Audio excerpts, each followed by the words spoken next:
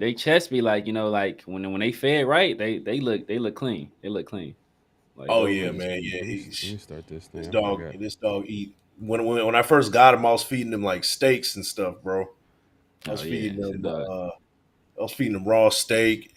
Shoot, he was getting leftovers, bro. He was Oh eating. He yeah, was eating. He was Oh eating, bro. damn. He was he Yeah, he was was he eating was. living he hella was living a good, good bro. life. That's the good Yeah, That's life. why. That's why the motherfucker's so friendly. He like shit. I love it here. yeah, Shit. for real. He be eating raw steak. We be giving him salmon. Like, yeah, this Yeah, dog be eating, bro. Rice. man. Oh Yeah, yeah, That's he the one thing about Dobermans though, like the way they move, they're like it's like they're light on their feet. Like they're very nah agile. Oh You yeah, feel yeah. me? That's for real. him. Move You know like what a I'm saying? horse. Yeah. Yeah, that shit crazy. But hey man, don't forget to clock in. Like the thumbs, man. Don't forget to like, comment, subscribe, hit that notification bell. All that good Yes, stuff, sir. man. Here we go. Great Pharaoh. The gift of Troy is a fabulous fabric from the land of the five rivers.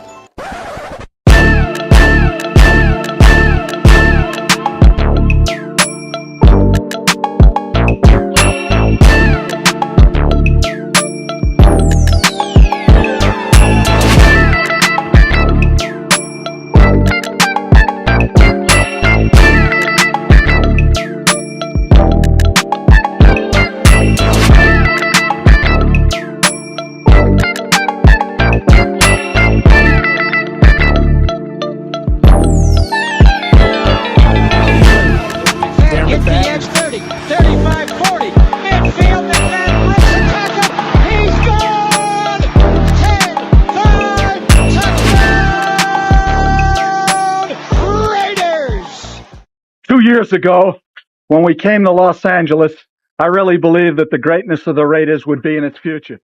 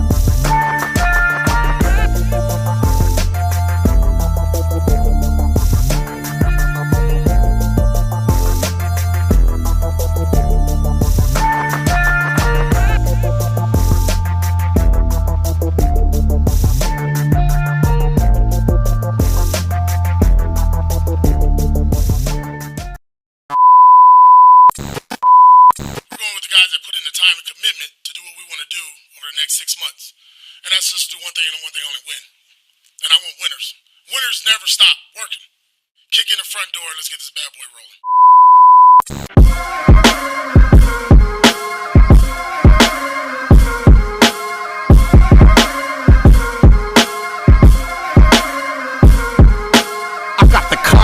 This is one of them hits now. Heard back from Earth She just shot a few of my ships down. It's safe to say I'm totally pissed. Wow. My cloaking devices just malfunction. Guess it's time for a sit down. This is the problem I got with humans, mostly the common man. Constantly fucking with energy they don't understand. Always thinking they got the upper hand. The G-forces from my maneuvers can snap your spine like a rubber band. I shouldn't waste my time, they ain't half as nice. Put a Red Bull in your coffin so your ghost can have wings in the afterlife. Let's rock and roll like a belly dancer's rhinestone. It was my idea to shake the pineal gland like a pine cone. My thoughts create hurricanes, tornadoes, and cyclones. A punch for me is like an avalanche of granite and limestone. You live here, now this is my home. I neuralize both your retinas, you wake up staring at the screen of your iPhone. Confused by the light plus the high tone. And now we connected from the microchip I placed next to your thigh bone. It's hard to understand cause you're mind blown, but I gotta cut communication. Your government just scramble they spy drones. That voice speaking Sumerian, the oldest language in human history. I can't explain it. What's going on? We back.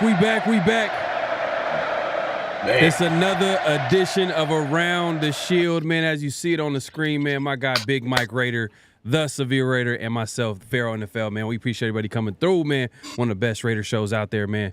Make sure to clock in, like the thumbs, hit the like button, hit the subscribe button, hit the notification bell, all that good stuff. You guys will be watching this on all of our channels, so you want to make sure you support all of us, man, so we keep coming back and bringing this good Raider content, man. But hey, look, man, how's everybody doing, man? I'll always start off with that, man. Mike, what's going on? Severe, what's up with y'all, man? How y'all doing? Man, I'm good, bro.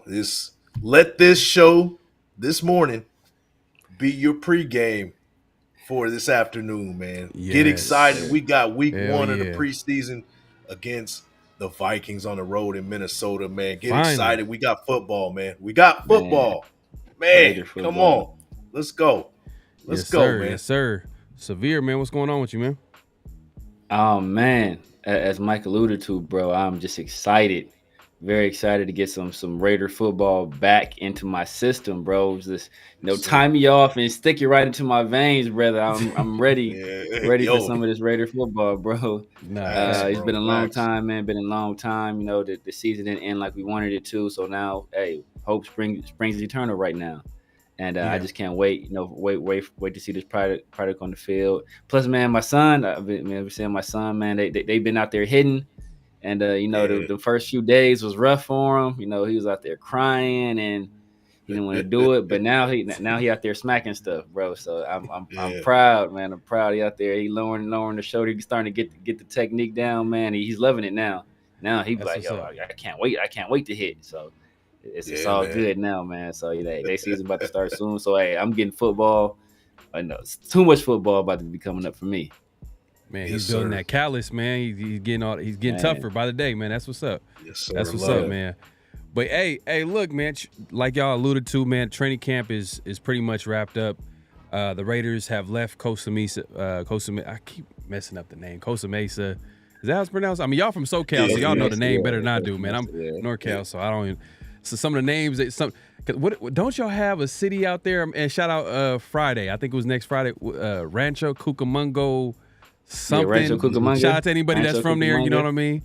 Yeah. I keep messing up these names, man. Y'all got some crazy names out there, man. But anyways, the Raiders pretty much have left the city, which is the end of training camp.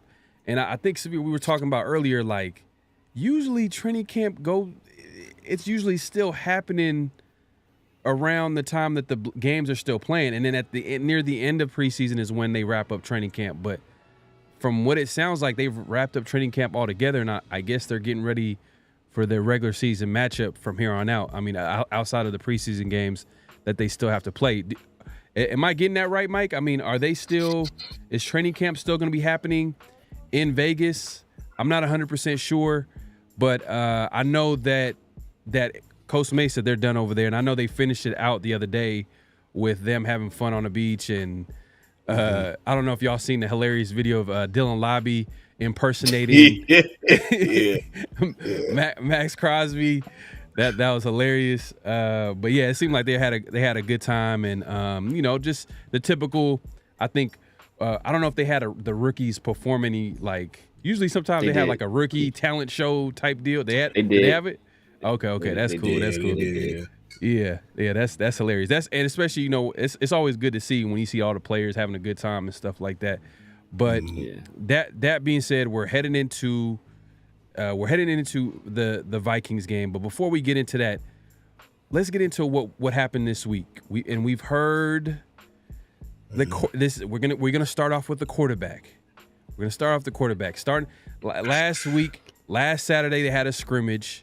We heard that AOC didn't have the best scrimmage and Minshew kind of had the better of the days. And then we're hearing from the beat writers, the people that were on in the building or on the field, and it's still kind of close. Fast forward, you hear AP earlier this week was asked about the quarterback competition. It's still pretty even. He hasn't given the edge to anybody. So it's like, okay. And I know me and Severe with last week and Mike, we were talking about like which way this can go. And I'm quoted as saying, we'll talk about it too as well, because I know people had comments from last week about this, but I said if it's close, but like AOC should get the job. It's a win-win type of situation. You got a veteran guy in Gardner Minshew. He's used to it. If AOC falters a little bit, bring in the vet who's experienced and who's been there, done that. But obviously, if it's clear cut, then Minshew. But based off what you heard this week, right? Mm-hmm. Is this going to be the reason why the Raiders falter this year? Could this be possible? The quarterback position really could hold. I know it's the elephant in the room. We try to talk, we're talking up the offense. We're talking about the receivers and the tight ends, and we're excited about Zamir White possibly being an X factor in the run game, replacing Josh Jacobs.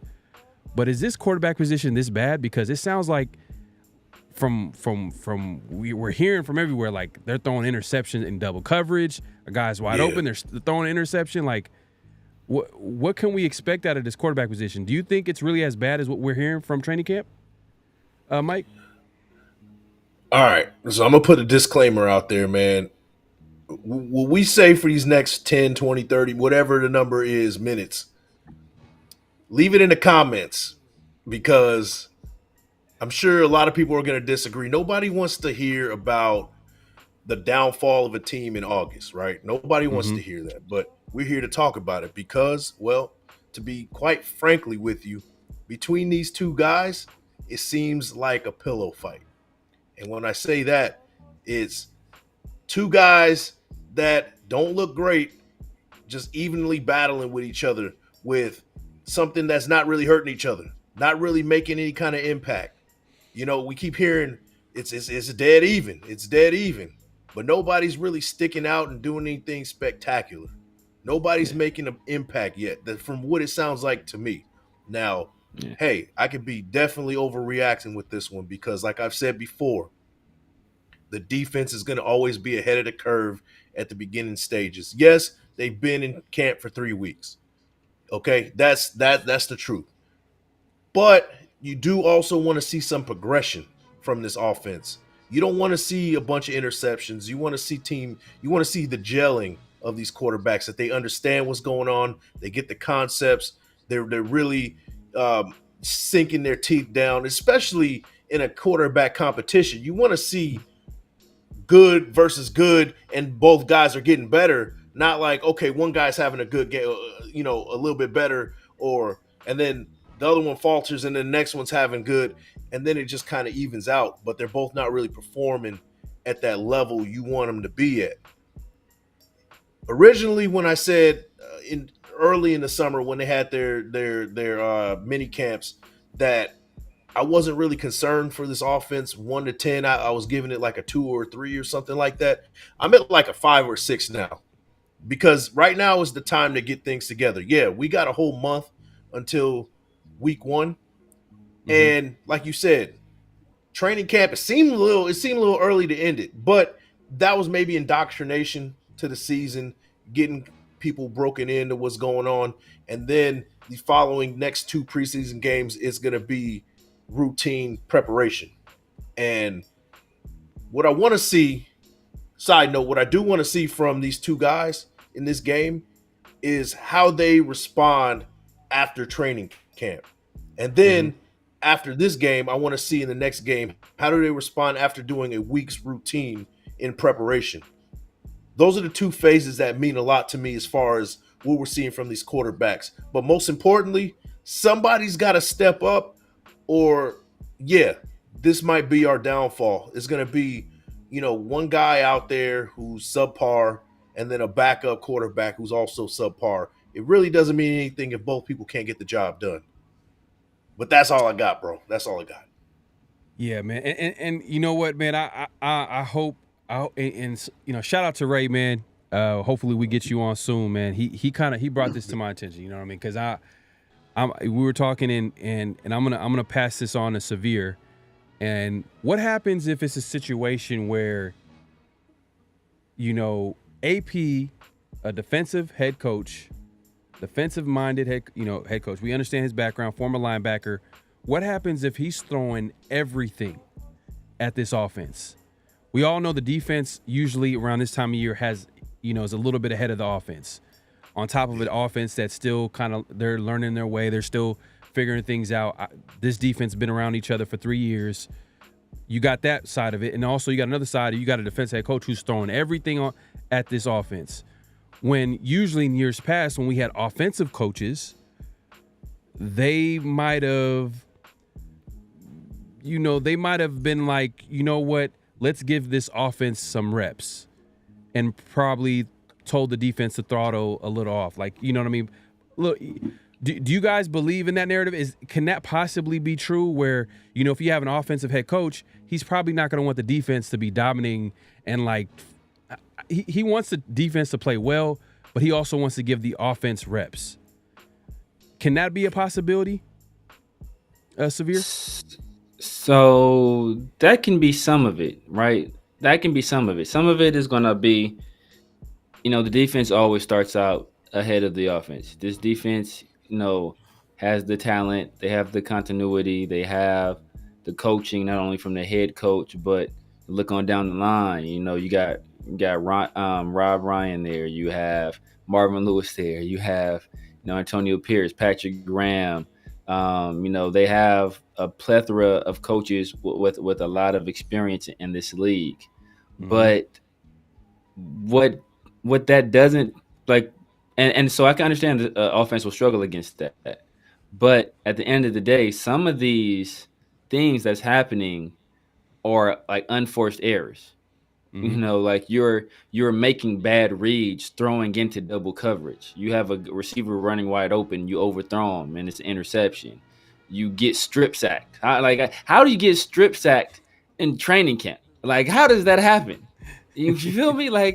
That's like getting knocked out in sparring. You have on headgear, bro. How does this? You must have took the cleanest shot ever to get knocked out in sparring. And so it's that's some of it is the defense, but at the end of the day, just how this defense knows the offense. At some point, you've had 3 weeks of scouting reports on this defense. You should know what's going on by now, bro. You should know what they're running, and you should know how to counter it. So I mean, and I will give the offense a pass because of this. They're missing Colton Miller, who was a presumptive starter. Well, we assume that's going to be a starter at left tackle. We know that's going to be a starter at left tackle. They're missing Jackson Powers Johnson, who was the presumptive starter at left guard. Even though I've heard that Cody Whitehair has actually had a pretty good camp, and they've had a kind of a rotation over at right tackle between DJ Glaze and cement-footed Thayer Munford. So that is so that they get a little bit of a pass there, but even then though, right? Because what have we heard? We've heard the best unit in training camp hasn't been the defensive line, who it should be because they're beating up on essentially backups. The best unit has been the secondary. So that tells you that these quarterbacks are putting these balls in the air, and these dudes just grabbing them. Triple pause. You feel me? It's not a good look, man. and know what this know what this reminds me of? Mike called it a pillow fight. If anybody that watches college football, the prestigious bowls. You have the Fiesta Bowl, and then you have the Sugar Bowl, you have the Orange Bowl, you have the Rose Bowl. Then you have these knockoff bowls where it's 2 barely 500, like the Holiday Bowl or like the San Diego Bowl or something like that. Like that's what we're watching, the San Diego Bowl right now. We're watching like two 500 teams from like, you know, Conference USA, like battle it out, like for nothing but a bowl victory. Like, you know, it's a concept. They're battling for a consolation prize. And neither one of them really deserve any kind of accolades or anything like that. Like neither one of them have really done anything to earn it in this camp. And at this point, you know, Minshew probably has a slight edge, but even then, like this is a battle for mediocrity at the quarterback position. Yeah. And you know, the thing is too, it's not that, all right, we expect the offense to dominate the defense. It's like at least have some wins under your belt, like at least have some days. And it just feels like they haven't won any. Not any day. You know what I mean? They might have had a couple of passes here and there, but it felt like the defense just literally just came and slaughtered, and they didn't leave anybody. It just you know what I'm saying? Like but maybe it's just, we'll see. We'll find out, man, soon enough, man. Minnesota Vikings are here, and hopefully the offense could remember what they did last time in the regular season, where they, you know, it was a 3-0 game, one of the worst Raider games I've seen, man. We've never seen a 3-0 game. Like who, like has that?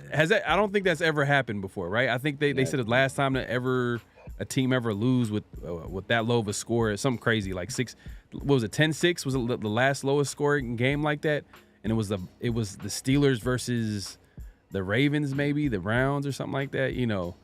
But you know, it is what it is. It was 0-0 all the way up to the end of the fourth. Like it was bad. It was bad. Yeah, it was bad. So hopefully the offense, if you know, they remember that. The players that played in that last game against the Vikings, or they forget it, or they forgot it. They forgot it. You know, they forgot it. You know, have short-term memory. Yeah, I get that part of it. But so the Raiders are going into the Vikings game right now, right? So training camp is wrapped up. We still have some question marks going on with this team in different positions. Obviously, we just got done talking about the quarterback position, and we'll continue to talk about that.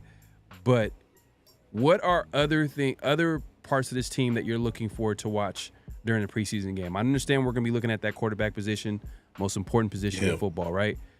But what other things are you looking forward to looking at this game, Mike, like against the Vikings? What other positions are you looking at? Man, the one thing that pops up in my head right now is the emergence of Dylan Lobby. I think this preseason is going to be huge for him. This has a potential to put him in a highly regarded position on the offense. Now, am I saying he's going to win the running back 2 position right off the jump? No, I don't think that's going to happen. But he could definitely be a guy that they put in, you know, as a weapon. Put him in the slot. Put him out of the backfield into the slot, like things like that. Like, you know, 2 running backs. You know, you can use him in that sort of manner, and it's all going to depend on how well he performs in the preseason. I think he's going to take the preseason by storm. I think not only that, he's going to have 100 total yards against the Vikings today. I think that's in store for him, and I think at some point, if he doesn't do it this game, he's going to do it in the next couple of games.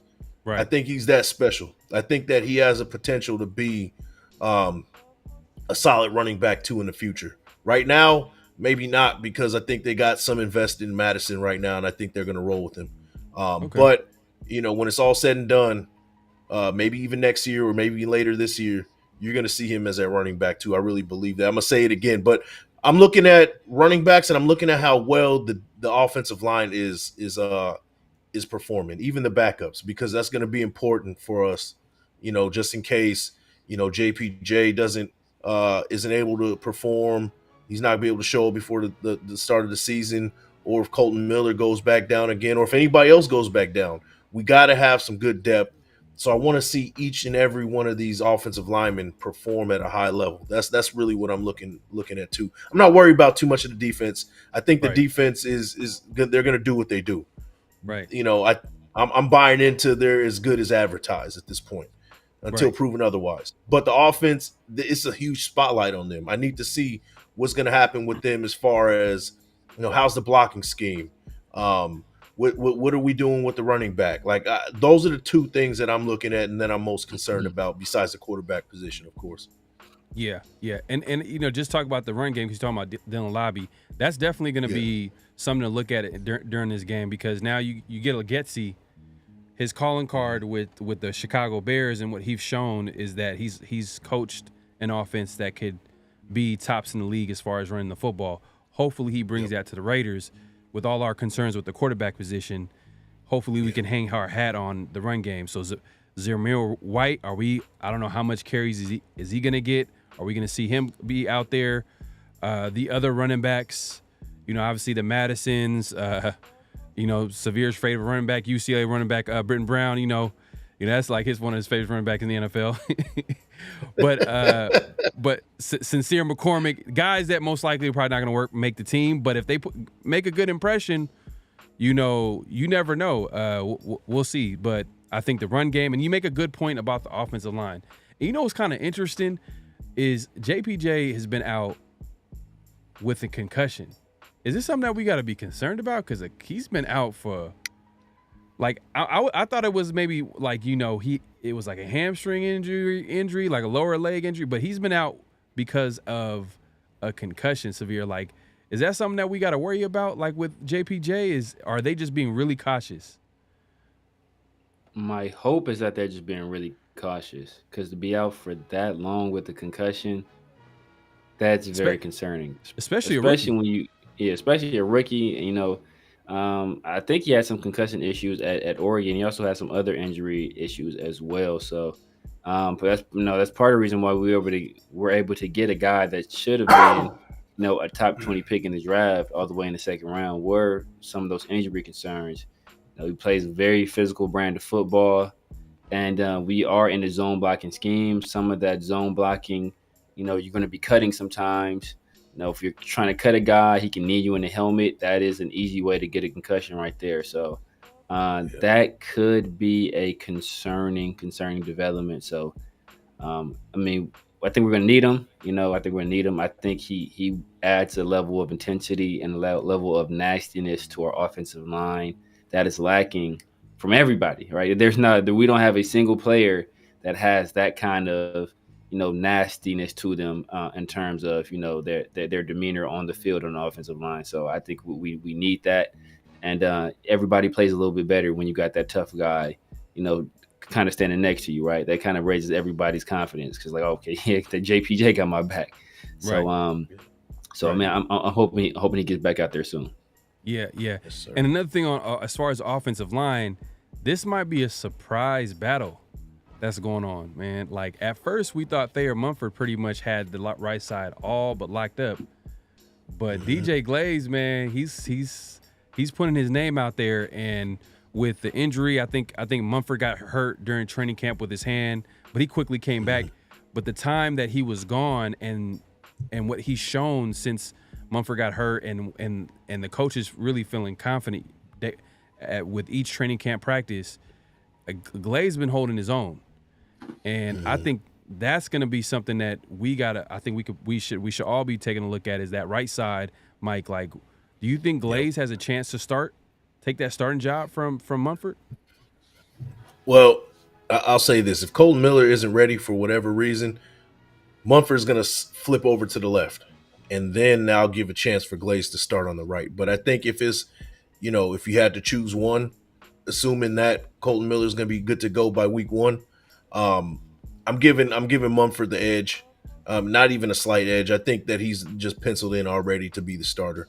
It's good to have the depth initially, right? Like, and if things don't work out, then Glaze is going to be out there, and by the season's end anyway. So there's no need to rush putting him out on the field right now. He's a rookie. He's developing. Let him get his reps in. Let him get his lumps in during practice, because he's getting his lumps for sure by that defense, Max Crosby and crew. So give him some time to develop and really grow those calluses. And when it's time for him to get on the field, he's going to be good to go. But right now, he doesn't need to. It's not time yet, unless he really has to. So you don't think like like anything can happen during a game that can change anything. Like if let's say Glaze goes out there and just dominates the guy that's in front of him, right? Mm-hmm. But Mumford plays okay. You know, he gives up a pressure, maybe not a sack, but he's not. It's just not as good as you would want your starting right tackle to look like. I will say it has to be clear cut 100%. Like Glaze is head and shoulders above Thayer Munford at this point for him to get that start. Now, if Glaze if it's kind of close, if it's close, you're gonna give Munford the benefit of the doubt. This is, he's the vet. He's been around. You got to give him that chance. If it's a slight edge, right? Because you also, like I said, you still want Glaze to develop a little bit more.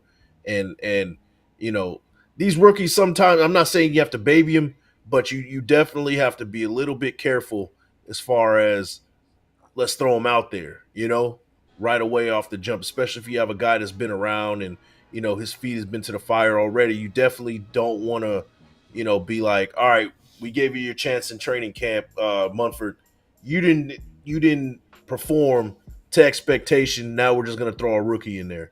You got to give Munford the chance still, just because he's been around for a while and he knows what the pro game looks like, especially during the regular season. You got to give him the benefit of the doubt. Like, okay, maybe, training camp, maybe things were a little bit, I don't know, slow, not slower, but you had the training camp blues. It's a close race. We're gonna give you that one up just because you've been around a little bit longer. If it's kind of closer than we think, that's kind of what I'm saying. Right. Munford basically got to really choke. He got to really choke, man, because right now DJ Glaze, I think, is putting up a little bit. I think he's surprising the coaching staff and the fact that he was able to hold his own against, like, obviously against this D line, Max Crosby, and we all heard about Max Crosby getting mad because he heard that DJ Glaze was holding his own, and he comes in and gets like 3 straight sacks or whatever the case may be. But that being said, the coaching staff recognized, like, hey, this guy was able to come in and hold his own. Right, go ahead. On the flip side, for the sake of being optimistic, right? Right. Glaze, if he came out and was playing at a high level, maybe even a Pro Bowl or a really mid-level type of right tackle level, then you got to throw him in there. Like there's no doubt you definitely got to put him in there. But if he's like 50-50, shout out to you guys, 50-50. But if he's like splitting hairs with it, you know what I mean? Like you gotta go with Munford. You gotta go with Munford unless Glaze is showing that he's about to be a future Pro Bowler. Got you. Hey, you know what? Hey, Munford might be better suited as a swing tackle. That could be possibly true about him because even Getsy admitted that, like, he's a guy that is better suited on the left side than the right side. But they're, obviously they feel good about him. They put him in the right side. We'll see how it shakes out. Something to keep an eye on. But like Severe, man, we got done talking about Thayer Munford, but DJ Glaze, obviously the rookie class. I know Big Mike, you said the guy that you're really looking forward to watch is Dylan Lobby. Severe, man, what rookie are you looking forward to this preseason game? Because I know we've been hearing a lot of good things about this rookie draft class. Guys from all over just making plays to the point where, like, you know what, Tom Telesco, man, like, first draft class, it's sounding good. You know what I mean, on paper, from what we're hearing from all these reports. But now we have a chance to watch a game against the Vikings, and obviously they're going to get plenty of playing time. What rookie are you looking forward to watch during the preseason? Well, before I even address the rookies, man, I think we got to address the elephant in the room. Something not a lot of people are talking about, and it's something I'm really looking to see. Hey, does that change this preseason? And I'm looking to see if AP put them glasses back on, man. Is AP gonna rock these glasses? Hold on. I got you. I'm about to find because we've been talking about AP and the glasses. This is I'm gonna put these glasses back on, bro. I'm interested to see that, man. I'll say this: if we go on a 3-4 game losing streak, you putting the glasses on, bro. That's going down. Hey, if AP puts on the glasses, it means business. You know what I mean? It means business. Maybe we haven't decided on the quarterback yet because AP has not worn the glasses. That could be holding the whole organization back. AP. Just throw the glasses on, bro. Hold on. Let me say Gotta this. stand on with them glasses. That is hilarious. Hold on. Let me see if I can. Hey, look. Man. Hey, just hold on 1 second. I got y'all. But yeah, nah. In the meantime, before I pull this, let the people know, because we've been talking about it for a little bit, man. Since I think a few shows ago, we're talking about AP and his glasses, and it's been an inside joke. But Severe, no, now for real though, like, what rookie are you looking forward to seeing this? Because we talked about the Dylan Lobbies. Obviously, that's a good one. DJ Glaze, that's a guy that we're surprised that literally right now it sounds like there might be something brewing there, but possibly Mumford holds on to that. But that's a good thing. It's a good problem to have. You got a guy that's possibly pushing for the right side when we thought Mumford was going to be the guy. We thought Glaze was going to be a guy that's going to be developing. It's going to take some time, but he's already kind of pushing it. But now, as far as the other draft class, what other rookies are you looking at that you're looking forward to seeing during the preseason game? So I would say the easy answer is Brock Bowers, but I'm going to go a little bit unconventional. I'm actually going with 2 second-year guys. First of which being Tyree Wilson. There we go. There we go. Hey, we see this. And this AP means business. He's not playing around when we see this, man. AP with the glasses, man. Them glasses.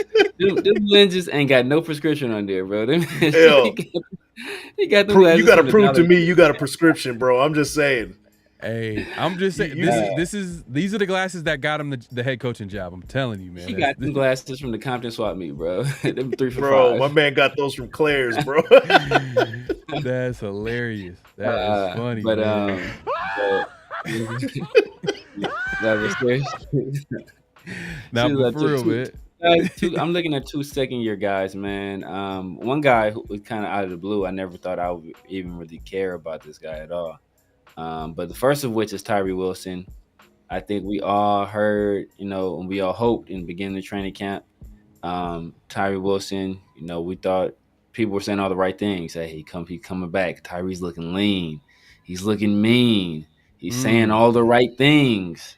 Right. And, and then they got to training camp and we didn't hear a peep about Tyree Wilson, until that he kind of turned it on for that scrimmage. I think he had a few sacks that game or that scrimmage, but we didn't hear too much about him. We talked about it, on the 50-50 show where Vic Tafur was like, he's not really popping. Like I've heard more about Snowden than I've heard about Tyree Wilson, right? So that's a little bit of a concern. And then the other guy, who I never thought in a million years I'd say anything positive about. And if you had asked me, to start camp, I would have said this guy would be getting cut. But that's Byron Young.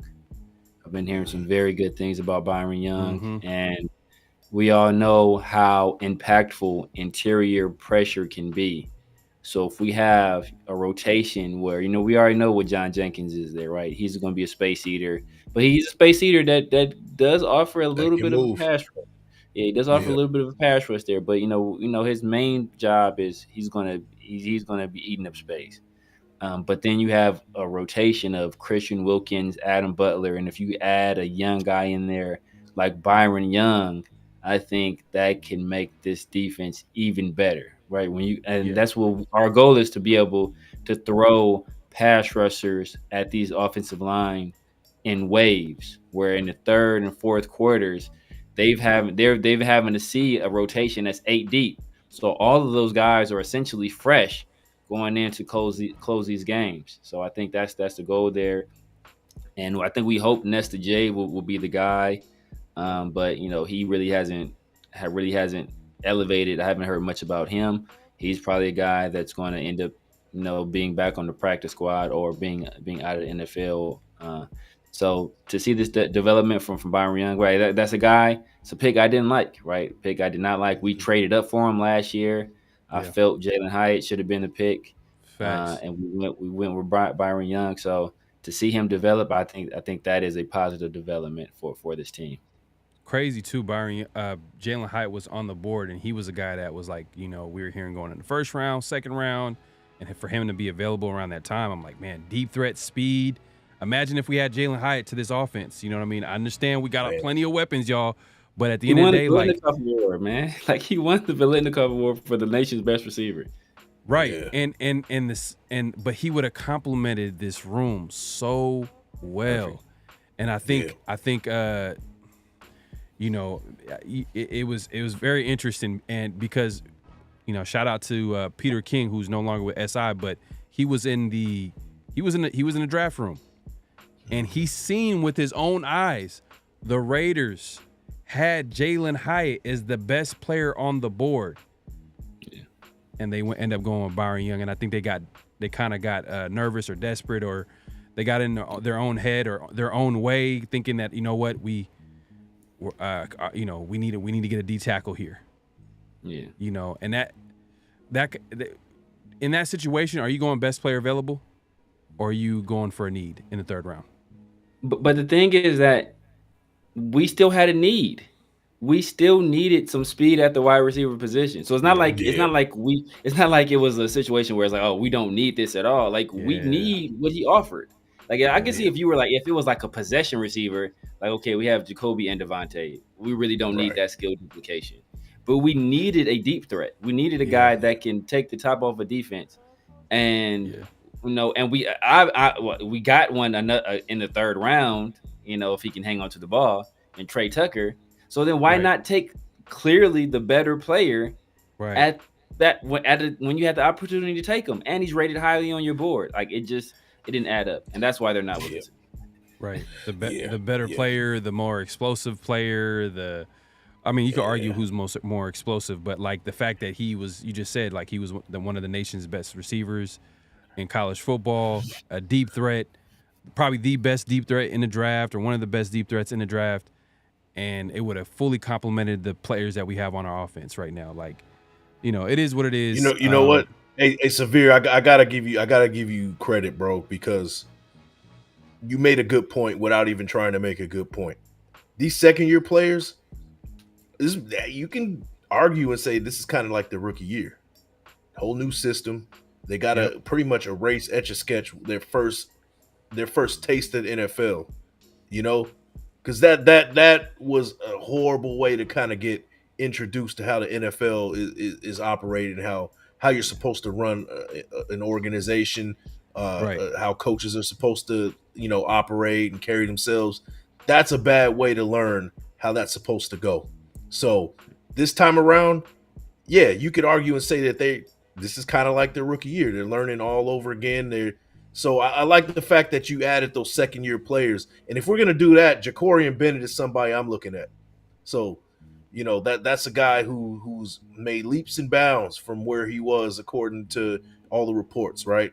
So I'm really, really interested to see what he's going to bring, and hopefully he gets some good playing time, because I would love to see what you know, the changes and kind of how he's carrying himself on the field.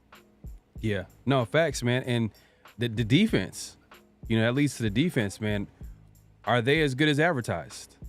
You know what I mean? Are they going to be playing fast? Are they going to be making plays all over their football field like they've been doing in training camp? Or have they been going against an offense that, you know, it's been, I don't know, predictable? You know, they know this offense. They're going against a different team now. It's going to be pretty vanilla. They're not going to be throwing exotic blitzes, even though the Raiders are playing a Brian Flores who loves to blitz a lot. But but usually in the preseason it's pretty straightforward. They're not going to be putting out their best stuff out there. But that being said, we would love to see the defense show out.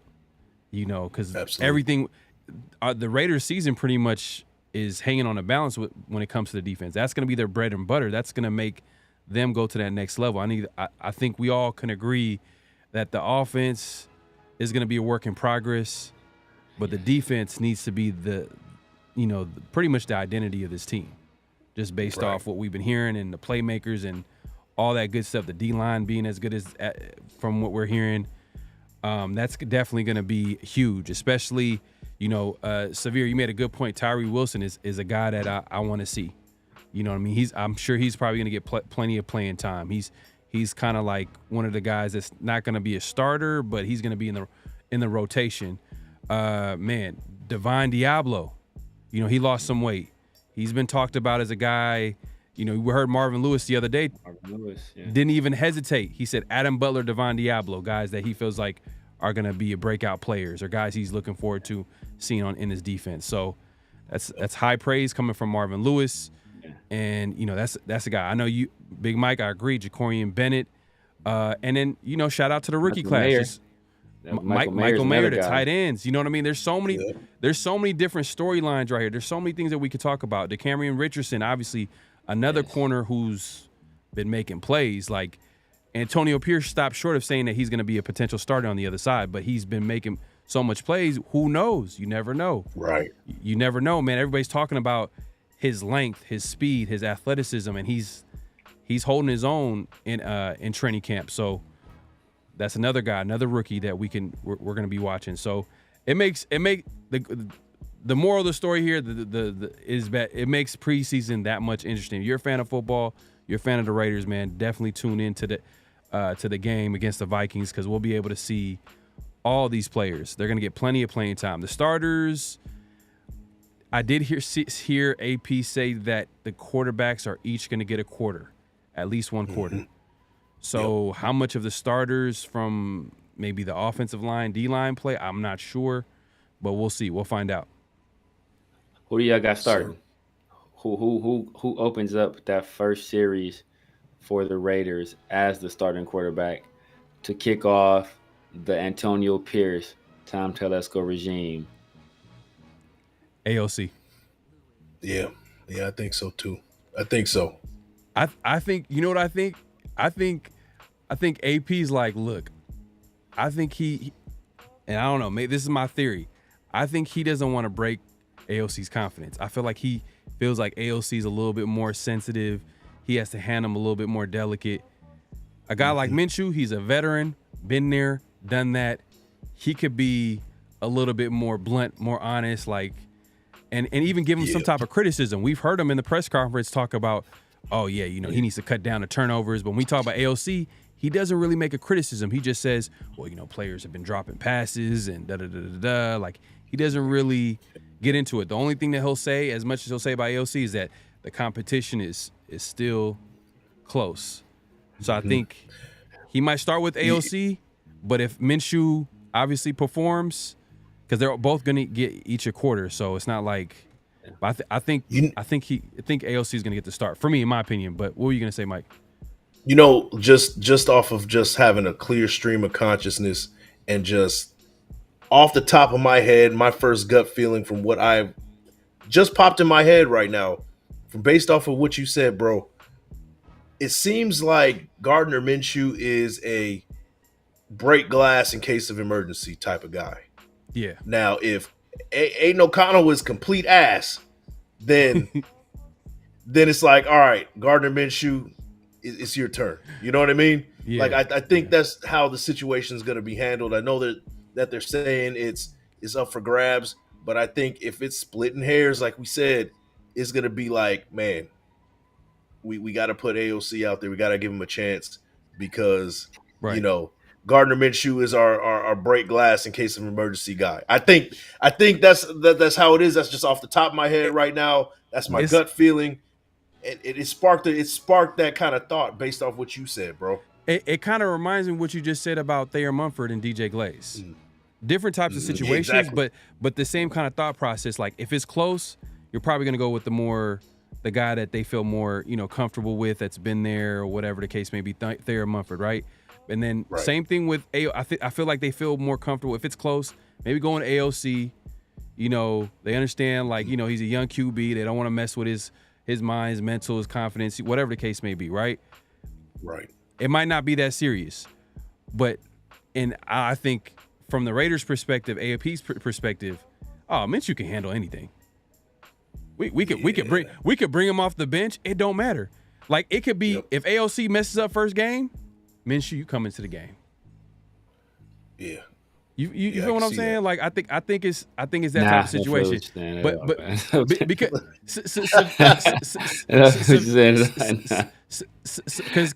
severe the thing is I already know where you're going with this, but go ahead and let the people know, man. Nah, so I know you guys are zigging, so I'm going to zag here. I think that Gardner Minshew is going to be the guy. And know what? To Mike's point, right? I don't remember what show this was on, but it was a show, and there was like this guy. He had a house, and his parents were like his parents. I think their house had burned down, or it's like some kind of like disaster hit their house where they were essentially homeless, and they were living with their son. And the son was like, like didn't you guys have all these savings? Like what happened to all your savings? And the parents were like, oh yeah, well, we don't want to use that. That's our rainy day money. Well, like motherfucker, it's pouring out like rainy day. And so Mike talked about like break glass in case of emergency. This is an emergency. Like, have you seen? Like, this is an emergency. Okay, like from what I've been hearing about the quarterback play, this is the emergency. The emergency is here. The time is now. So I just think that Man. I think that and I like Aiden O'Connell. Aiden O'Connell, he seems like a very like a good, like a solid dude, man. He's very like diligent worker, very studious. Like like he seems like he's a very good teammate. He's a reliable guy, but I don't view him as the leader of an organization or a guy that's going to take the bull by the horns and will a team to a victory. I think he has the demeanor and the talent of a backup quarterback. And I think that Gardner Minshew has the talent of a backup quarterback. But sometimes when you're better, when you think you're better than you are, you go out there and you play above your abilities. And I think Gardner has a lot of those qualities where he's just a guy that, hey, you know what? In Gardner Minshew's mind, he's 6'4". He runs a 4.3. He can throw the ball 70 yards. Like that's what Gardner, and sometimes that'll get you into some trouble. But sometimes that type of confidence and that type of swagger is what you need. And I don't like, if you look up swaggerless in the dictionary, it's a picture of Aiden O'Connell and his mustache. Like this dude has absolutely no swagger at all, right? And no, it kills me. And what makes me like, what pisses me off? What pisses me off is that people said that we shouldn't get Russell Wilson because he's not a Raiders quarterback.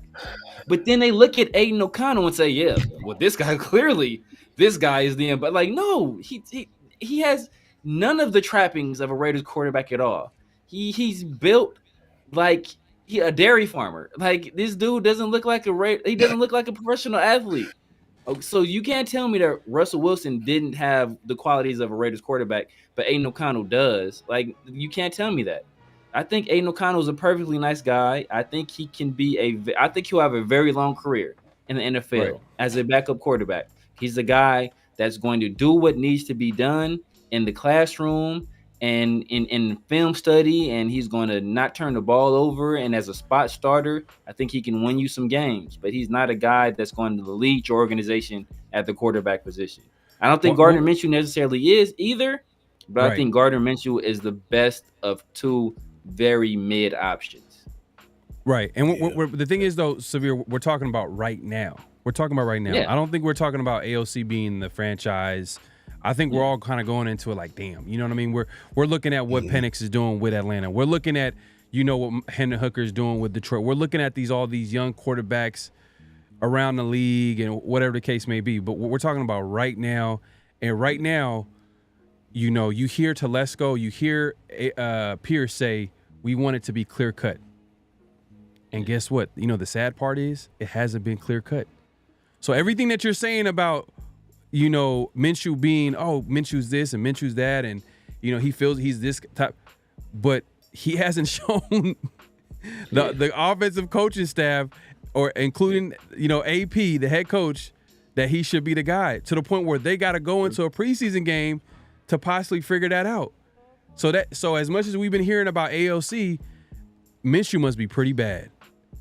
Because if AOC is playing like this, then Minshew got to be playing like what is he playing this much better? Like, or is it like this?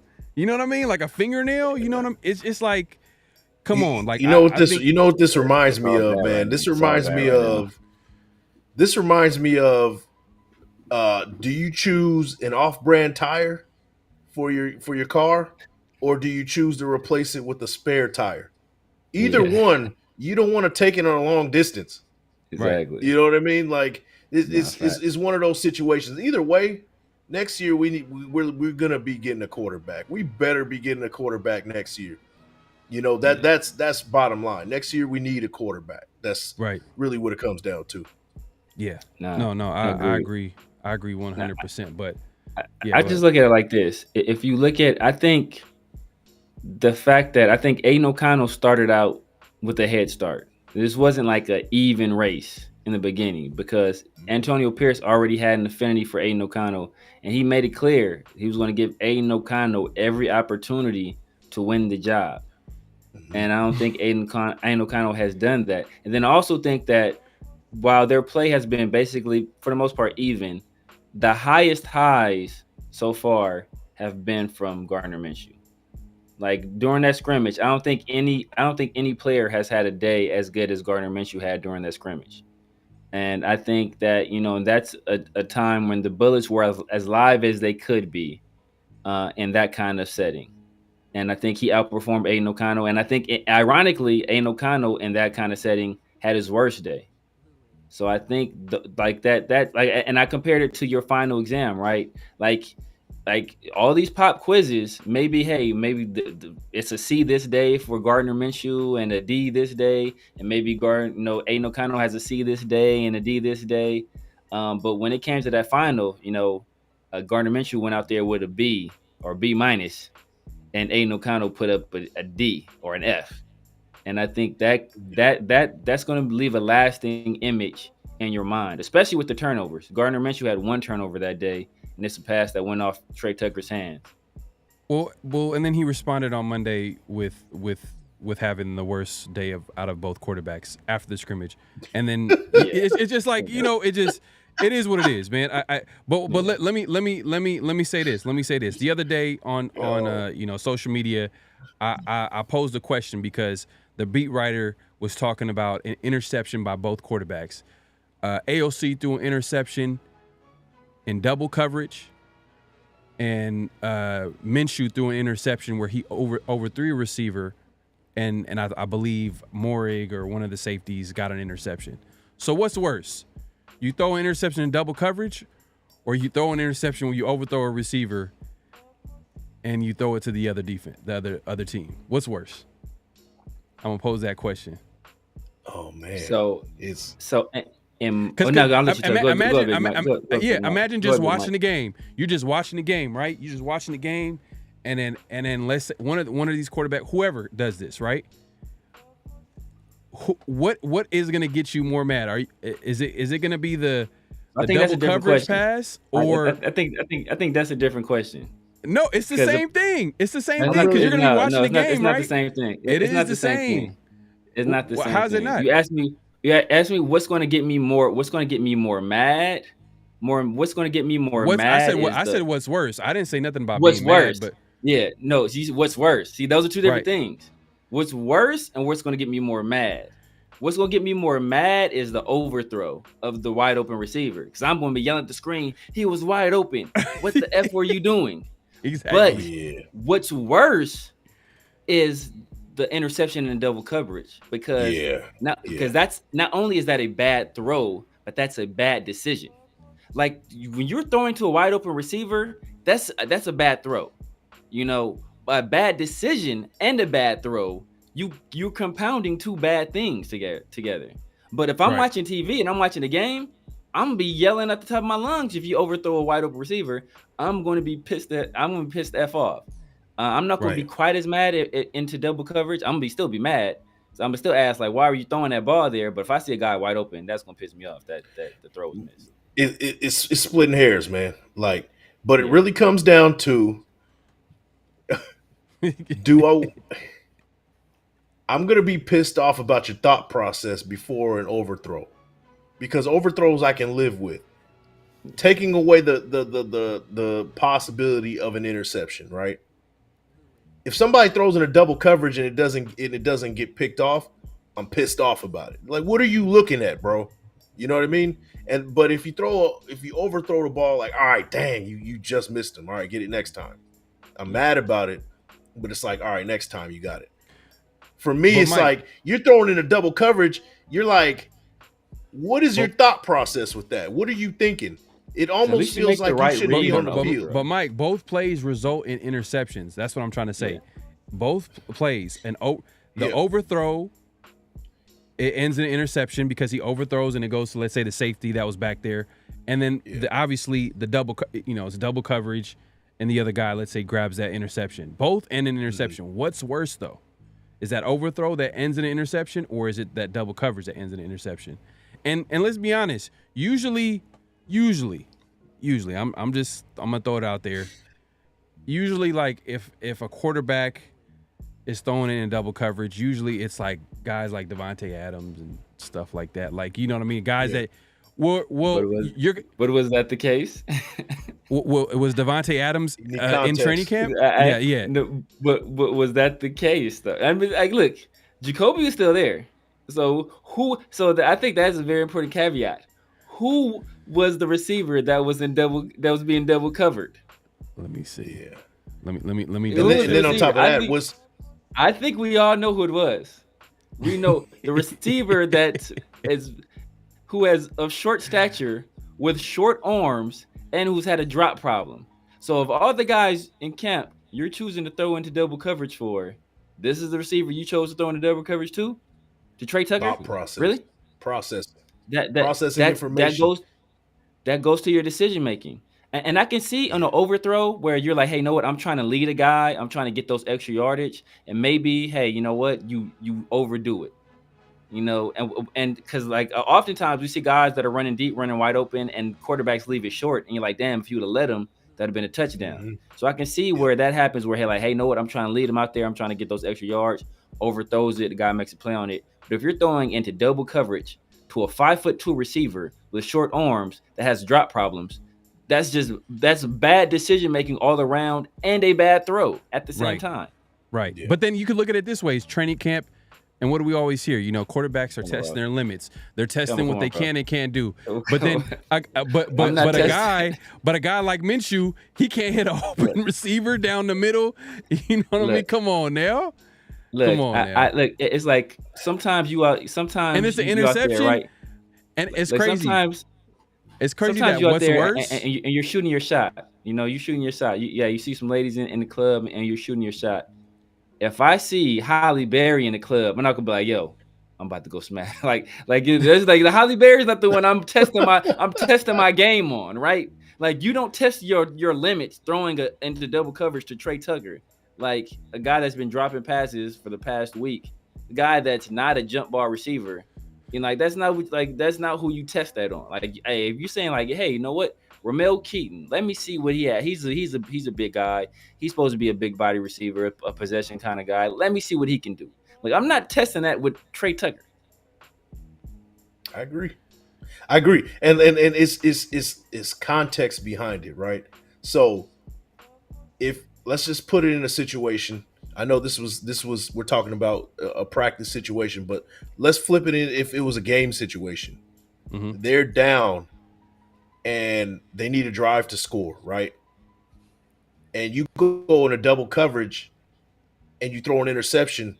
You know, say there's no timeouts, you're very low with time. All right, he was taking a risk because at some point you got to take a risk, right? I'm good with that. Yeah, if you throw a long pass and it's a bad throw to where it's an interception, then that's like, okay, your accuracy, decision making, all that is worse. Yeah, in that situation, but it's not all across the board where one is worse than the other. Sometimes, second quarter, double coverage throw kills the momentum of the game. That's worse than a long pass being thrown over for an interception, because then that's processing, that's decision making. You know what I mean? That's it just depends on the time of game, what's going on. So to me, it's tough because there's got to be some context behind it. Yeah, context matters. I agree there. Yeah, context matters, but it's training camp, and this is what the preseason game is hopefully gonna like let us figure out. We're gonna see with our own eyes which one of these quarterbacks is gonna look the part. We all have heard that Gardner Minshew is not the perfect practice player, but but during the game he turns it on. He turns into a different player.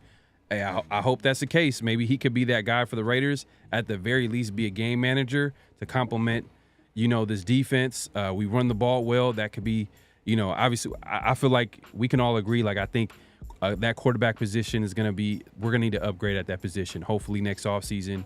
Hopefully it's in the draft. Hopefully we don't sign no quarterback to like no big time contract where it kind of limits us from continuing to build this roster and continue to add depth.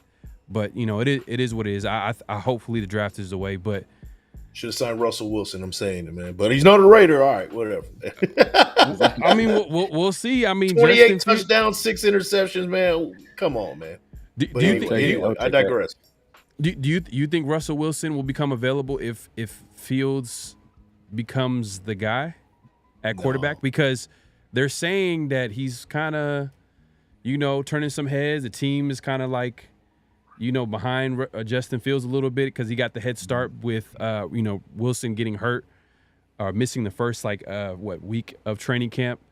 So there might be a little quarterback controversy early on, but would you say there's a possibility that Russell Wilson's like, if I don't get the starting job, then, and there's an opportunity with the Raiders, do you think that would be a good move? I'm just throwing it out there, man. I think it's too late. I think it's too late. I will say this. I think it's too late in the process. I mean, he has to learn a whole new offense, has to learn these receivers. I think it's too late in the process because Russell Wilson's. I put it like this: the Chicago Bears, and not Chicago Bears, the Pittsburgh Steelers have already had their preseason game, and from what I'm hearing from Pittsburgh Steelers fans, they're like, yeah, Russell Wilson. He's week one. He's week one starter. He's the week one starter. Like Mike Tomlin was on the sideline ripping the offense a new one. I think there was multiple fumbled snaps. Justin Fields doing the same old thing where he's holding the ball way too long and you're not seeing open receivers. And so Pittsburgh fans weren't impressed and Chicago Bears fans were like, yep, same old Justin Fields. So I think that unless he comes out these next 2 games and unless he comes out like gangbusters and Russell Wilson lays an egg, Russell Wilson will remain entrenched as a starter there. Yeah, man. I'm just throwing it out there, man. It might be a possibility because there's always going to be those surprise cuts. There's always going to be those players that come available, and that's where having that extra cap space comes in. It's a little strategic advantage to have some money here where you can sign some players and be like, ooh, okay. You know what? We went through training camp, went through preseason. We're kind of weak at this position. What players can we pick up from other teams?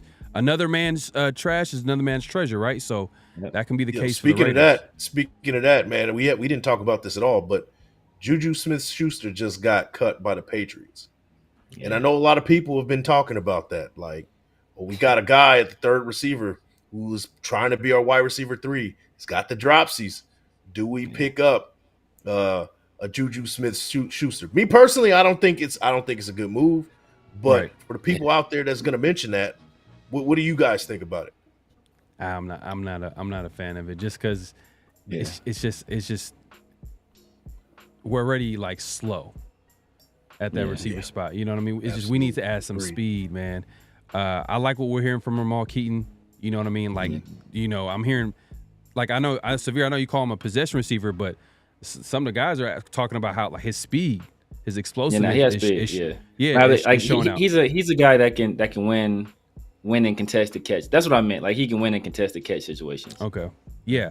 So he's played well. So that might be a guy that might. But I think if we do pick up a receiver, I would like personally a guy that has a little bit more speed, and I feel like it will complement our offense. But as far as Juju, I think he's just getting up there in the age, and I don't know if it's a good fit. I don't think it fits. I agree with you. Yeah, man. I'm in agreement there. I mean, it's almost like we'd be like replacing Michael Gallup with Michael Gallup, like okay, so like and then Juju Smith, he went to a terrible college. Like, what that snake? What you talking about, bro? That's why. Let me go find my hat real quick, bro. That's why he brought it up. Okay, that's that USC connection right there. Okay. But know what's crazy though? Know what's crazy is that I remember when when AB left the Steelers, and then he was basically like, "Yeah, bro, I made you." Like, like, let's see what you do when I'm not there. And then everybody's like, "Oh yeah, man, Juju, he's gonna be this," and then Juju ain't done a damn thing since AB been gone, bro. He ain't done a damn thing since AB been gone. And what's even worse, right, is that the Patriots let Jacoby Myers go, and they gave Juju Smith the same exact contract we gave Jacoby Myers. Yeah. And look who's one of the best number 2 wide receivers in the league, and look who's just recently been cut. I like Jacoby. I don't necessarily think he's a number 1, but he's a really good number 2. Especially, he can be even better if he has a lot more speed on the other side. Like, this dude would win. Imagine having a Henry Ruggs with Jacoby Myers. You know what I mean? Let alone Henry. I don't want to bring that up. That's a whole different. The what if possibility with that? That's just it is what it is. But hey, look, you know what? Hey, look, we're excited about the game. We're looking forward to the game, man. Make sure to tune in. We'll be ready to talk about it and talk about the reaction to what happened and all that good stuff. But let's get into, man. Hey, let's get into. You know what? It's a newly name segment here, man. Before we called it Comments of the Week. Now it's called Around the Nation. You know what I mean? We want to hear. This is where we hear from the nation, man. We want to hear from y'all. And last show we got into we got into a lot of different conversations, and we bring this. Make sure to comment. You'll be a part of Around the Nation. And let's see the first comment here. Let me bring it up. Let's see where it pops up. Okay, we got Jed Cooper 443, man. Appreciate you commenting here. He says, "Big Mike Raider, another year. Looking forward to your cast, your forecast. I don't know, your content. Yes, we have podcast, a QB issue. Okay, podcast. There you go. Yes, we have a QB issue. I like AOC, but he's too immobile. Pocket passes are a thing of the past unless you have a massive O-line. The D-backs are so fast now that QB has to be mobile and accurate.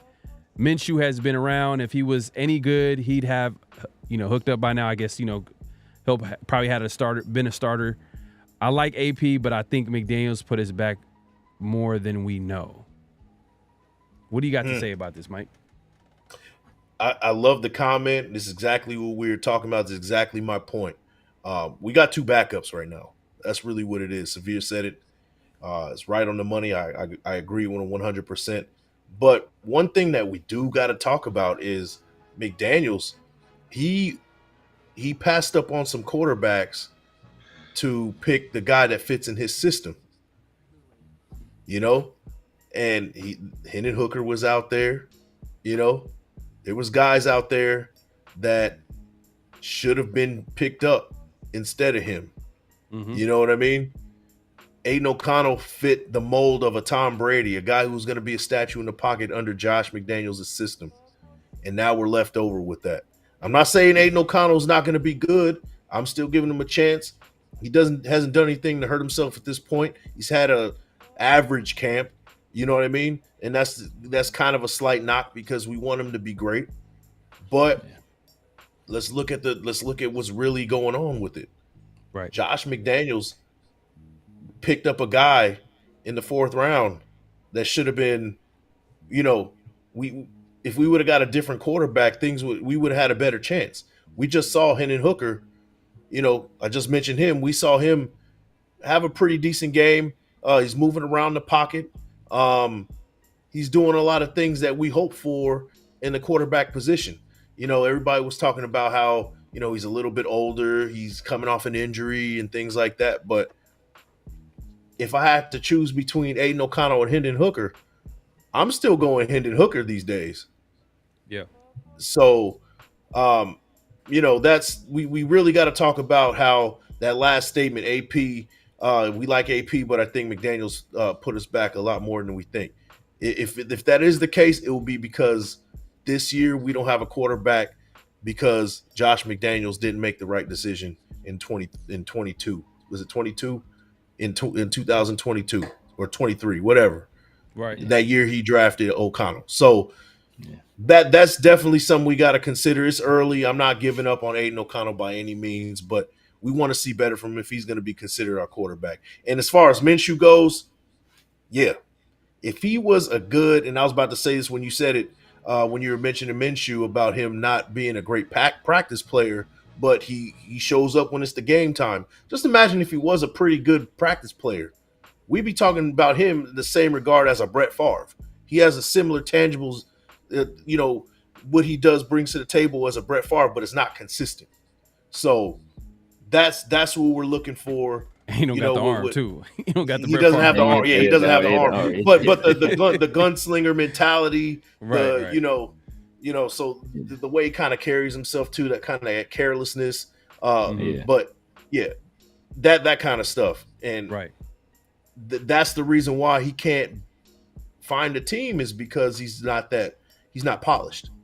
So though that is a problem, that could be a problem for us, but we're rooting for Aiden O'Connell to get things done, man. That's the big unknown. We kind of know what we're getting with Minshew. We don't know exactly what we're getting from Aiden O'Connell, so that brings us hope as Raider fans.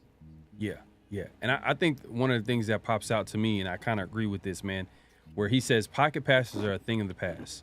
And I think what he's talking about is not the fact that a QB can be a pocket passer. I think the pure pocket passers. Yeah. You know what I mean? The Tom Brady's, the Peyton Mannings. I think today's quarterback is not built that way anymore. I don't think the league is built that way. I think you got to have a little bit of athleticism. You got to have that ability to buy some time, use your legs, as well as be a guy that can drop back and be a pocket passer. You got to have the whole package in today's NFL. And if you don't, then it's severely gonna, shout out Severe Raider, man. It's severely gonna hold you back, man. It's gonna definitely hold you back, man. And I think hopefully AOC could overcome that, but I think that's one of the biggest things with AOC is that the fact that he's not able to make those second reaction plays. What happens when somebody's not open? What happens when he gets pressure? Those are the things that we want to see him overcome. What is he gonna do? What's his calling card? What is he gonna do in those type of situations? Is he gonna get rid of the ball? Is he gonna dip it? What is he gonna do? And hopefully we'll find out in preseason, man. But good shout out to Jed Cooper, man. Appreciate the comment. Let's move it along, man. I think this one's for me. He said it doesn't matter. Put the best players on the field. So this is basically when we were talking about AOC and Minshew last week, and we were talking about the fact that, like, at the end of the day, if it's I said, is it close? If it's close, I think we should go with AOC. If it's clear cut that Minshew is the guy, then obviously we give it to Gardner Minshew. I feel like it just makes sense to go that route. In my opinion, I think AOC, there is a little bit of an unknown factor. We don't know what it possibly can turn into just because he's a young quarterback, or he's 2 years younger than Minshew. I get he's 26. Come on, bro. It's like he's not a young quarterback. He has a better arm. An experienced quarterback. But he has a better arm. He does have a better arm than Minshew. He does have a better arm. By how much? And more accurate too. More accurate. I think you're more accurate. We can say that for sure. We can say that for sure. I think that's one of Minshew's weaknesses. Is his accuracy can be erratic at times. But I think Minshew, he's the guy that, there is a bit of a what if with with AOC. Minshew, we kind of know what we're getting. At this point, we're not really waiting for what he's going to do in practice because he's never been that type of player.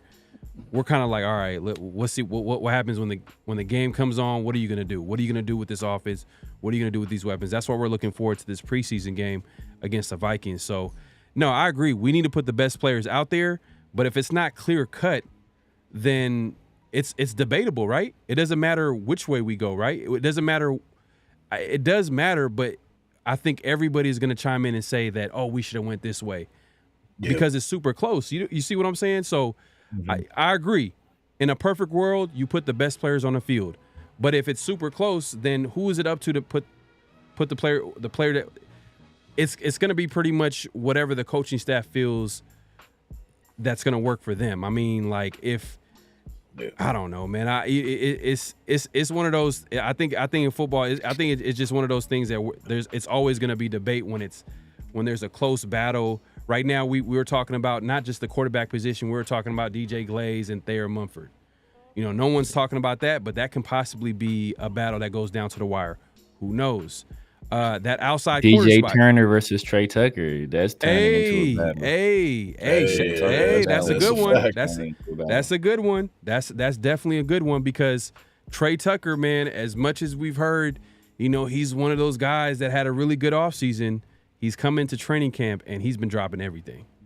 From what it sounds like, we just keep every training camp practice we're hearing him drop passes. And if you're gonna be a guy that comes in, you got to be a guy that needs to be relied on. Like they got to be able to rely on you. And if he's not that guy, then obviously you're making your position open for grabs. And DJ Turner sounds like a guy like Antonio Pierce the other day went out his way to shout out DJ Turner. Man, he's a guy that he's definitely gonna make the roster.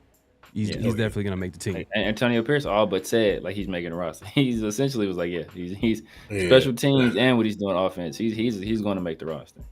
Right. But hey, man, I agree with you, Rich. Man, I appreciate the comment. Appreciate you watching, man, and supporting the show. But let's move it along, man. And this one right here is for Severe. We got steady mobbing. Man. Appreciate the comment. He says, we need Eichenberg more than we needed Rattler. Ooh, okay. This one's going to be a good one for Severe. Eichenberg is a sure lock to be a great traditional linebacker. Diablo is trash as fuck. And we need a young player to come in and give us some consistency at linebacker position other than Spillane. Rattler's very similar to Gardner. And there's better arm. Rattler definitely got a better arm, but okay. And there's no guarantee that he'll develop into a player that we need him to be.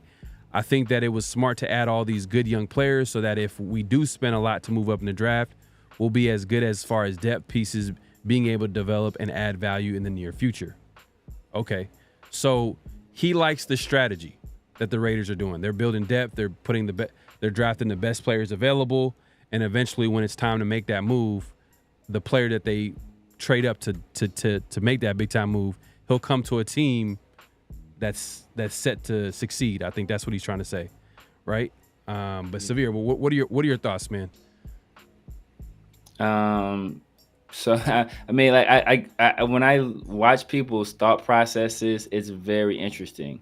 Somehow, Tommy Eichenberg is a sure lock to be a great traditional, like based on nothing at all. He's just a sure lock to be a great traditional linebacker, and somehow Spencer Rattler, who as I said ad nauseum, at one point was considered a top 10 quarterback in the draft, who a lot of people said had some of the best arm talent in this prior draft class, with a guy like Caleb Williams, with a guy like Joe Milton, with a guy like Michael Penix, right? In a class with those quarterbacks, he was still considered one of the best arm talents in that draft.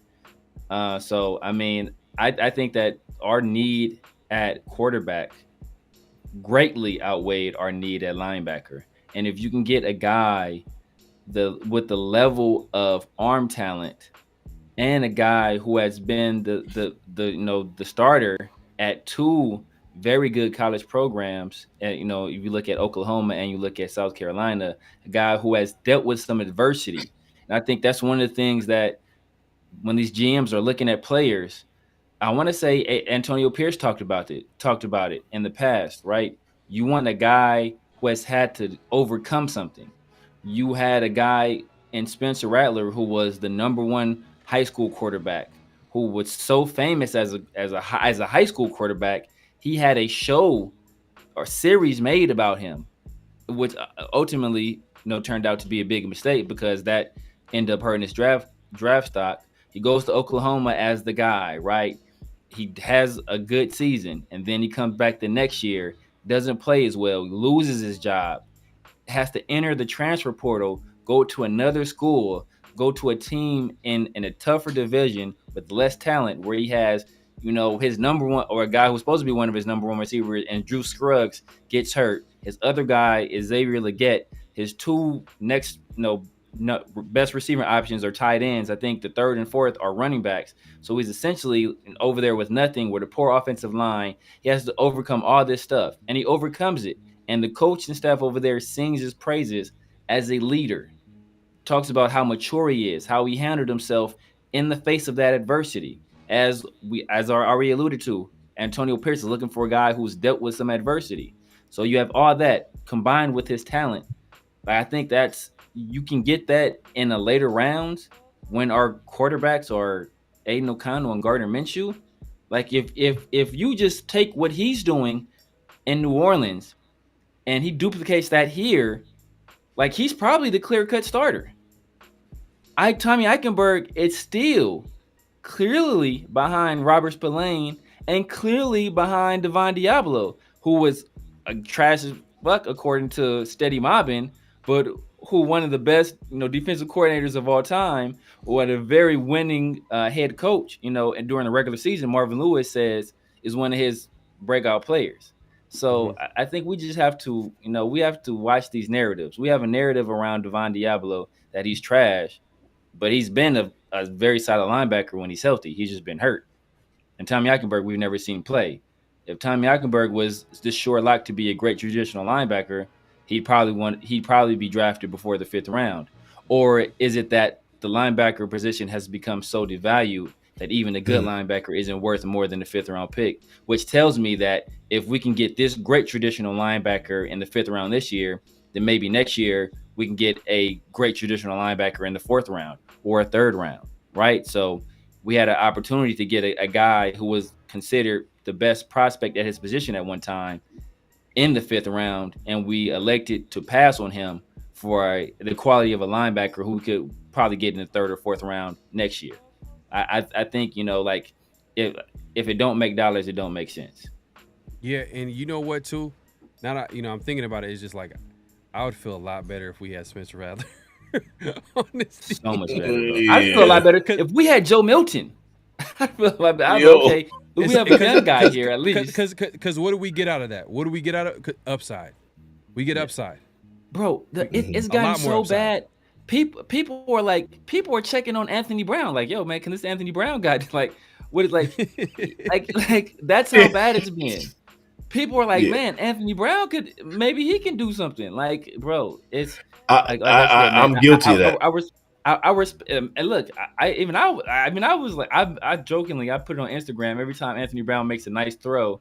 I put QB1 out there, but it's like like it's like I respect Eichenberg for what he is. I think he's a 2-down linebacker who has the potential. Maybe he can develop into a 3-down linebacker like Robert Spillane did, but I don't think he's ever going to be some elite player at his position. I think Spencer Rattler has the potential to develop into a pretty good NFL starter, and I'd rather have a pretty good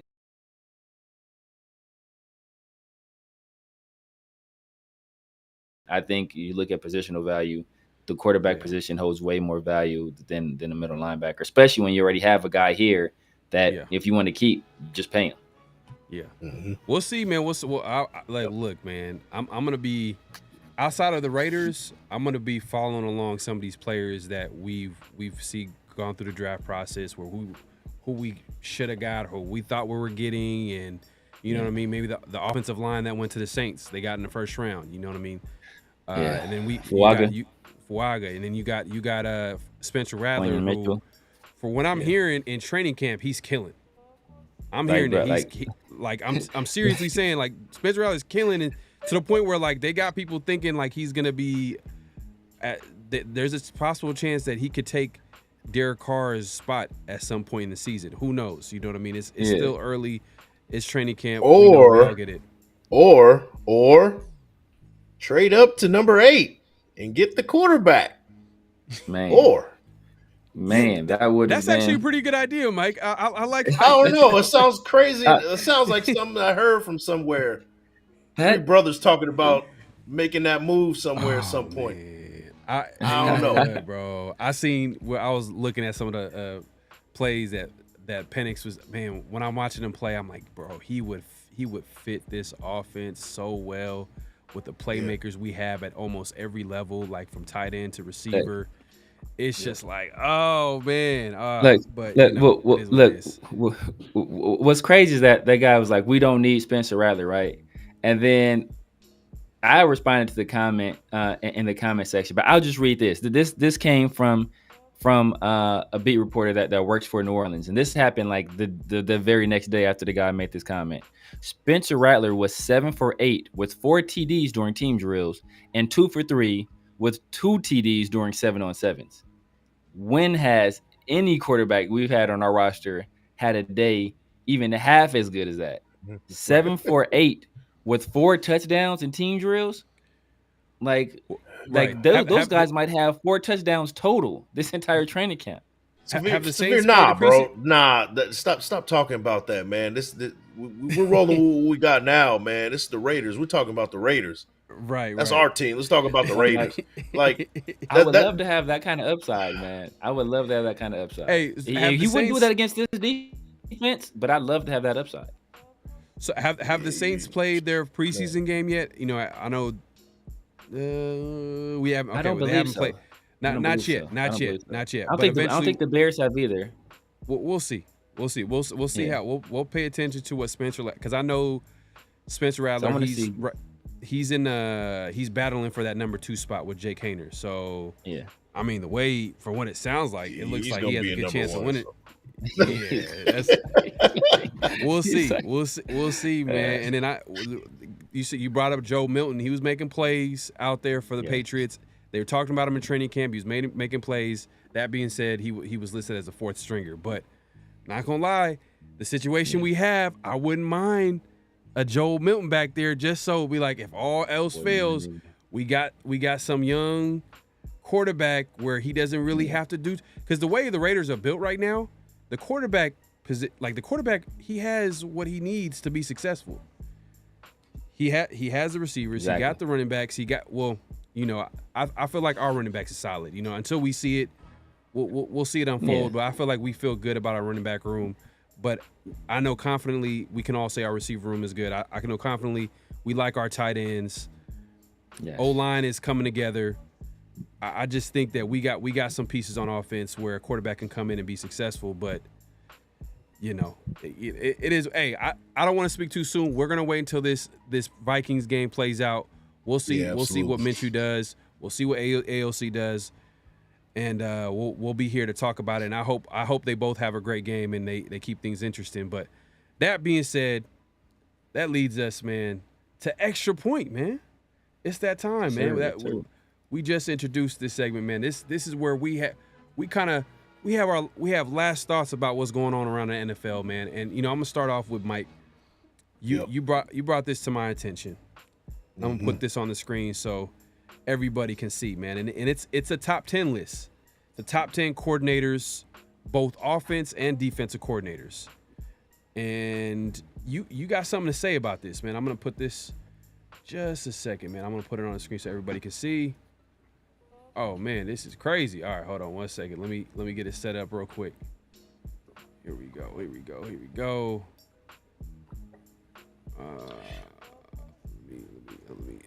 me set you up here. Hold on one second. Boom. All right. Mike, you with us? I don't know if you. I'm here, bro. I'm here. I'll be in the background, bro. Just talking my talk, bro. Hold on. Still here, man. I got you. Oh man, where you at, Mike? I'm the yellow dot right here, man. I got you. There we go. I got you. There you go. All right, Mike, man. Talk your shit, bro. All right, man. So according to this is shout out to the 33rd team. I really like following them. They got some good content on X. They do great work. This is their top 10 coordinators this season. And I'm gonna just really focus more in on the defensive coordinators. Steve Spagnuolo, Jim Schwartz, Ejiro Evero. You guys had to tell me about him. I didn't really know too much about him. You guys schooled me on that one. And Vic Fangio. Correct me if I'm wrong. A lot of these guys have gotten a chance to sniff head coaching positions, at least 3 of the 4 guys that I've just named, right? Yeah. So where is Patrick Graham? My question is, where's Patrick Graham? Considering that he's the hottest name for a head coaching consideration next year, pending a complete failure this year, right? If it's a complete failure, disregard, right? But as advertised, this defense, the Raiders defense, is a top 10. Some people are talking about top 5 for them, So in that case, where is the hot name Patrick Graham? If it was a hot name anywhere else, for example, a Ken Dorsey, hot name as an offensive coordinator, he's already out there. Didn't he get fired? He got fired, right? Exactly. But he's a hot name, right? He's a hot name. I think that Patrick Graham is a hot name. The Raiders defense was playing at a number 1 position since Josh McDaniels left the building. They played like a number 1 defense since he left the building. They got on paper they're probably going to bring another top 5 defense performance, maybe even best in the league, according to some people. So my question is, what do the Raiders got to do? What do they got to do as far as defense goes to get some respect from anybody, to even get on anybody's top 10 consideration? PFF has them as a number 8, number 9 top defense coming into this year. So how does that not equate to a hot name? Like I said, a guy that's looking for, it has high considerations throughout the league to be the next head coach. But the guys that are on this list have already seen head coaching spots before and failed. Right. So where is Patrick Graham on this list? I think that he's being shorted, and I hope this defense use this as more motivation for this year. And I don't really believe in the motivation thing, poke the bear thing, but you got to be pissed off. You definitely got to be pissed off. Yeah. No, I hear you, man. You can argue too, Vic Fangio, maybe shouldn't be on this top 10 list based off recent history. You know what I mean? Because right now maybe he's on there because of reputation. We all understand that Vic Fangio has been one of the best coordinators in football, but he went to Miami, and that was, it didn't work out. It didn't work out. Once one season they pretty much let him go. He ended up going to the Eagles. And from what I'm hearing, it's early. There's so much talent with that Eagles defense. I wouldn't be surprised if they play well. But I'm hearing that in training camp, the defense hasn't looked as good as advertised. And that will be very disappointing, just thinking about the talent they have on defense. Just thinking about that D-line. Obviously, they've added some pieces in the secondary. They added a linebacker on a really cheap deal. I think Devin White, depending on how you guys feel about him, I understand, like, some people might say he's overrated and this, that, and the third. But he's a great traditional linebacker. Nah, for real. But you can argue Vic Fangio, does he deserve to be on a list? You can say, like, Patrick Graham deserves to be on this list right now, because it's all about now, right? There's a top 10 coordinator list this season, right? Right now, Patrick Graham is going into his 3rd year in the defense. Yeah, and that's another thing. You were telling me about Ivero. The Panthers aren't really picked to do much of anything on defense, or and he's I'm sure, what is this, his 1st or 2nd year under that system? Like, how is that considered higher than what Patrick Graham has done? Like, I don't understand. That was my problem with it. And then you got another guy like Drew Petzing for the Cardinals. Like, how is his name on there? Like, to me, it's like, what is this based off of? You know what I mean? Like, are we doing our full due diligence here, man? But I do like what the 33rd team does. I'm not trying to knock them completely on everything that they do, but this list is not thorough. I would have even Tom Flores on here over anybody else.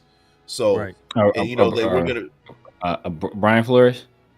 Yeah, Tom Flores, Brian Flores. I'm thinking you kept it real. You kept the super Raiders. He's like, man, super Raiders. Brian Flores, not Tom Flores. Hey, Al Davis would be proud right now, man.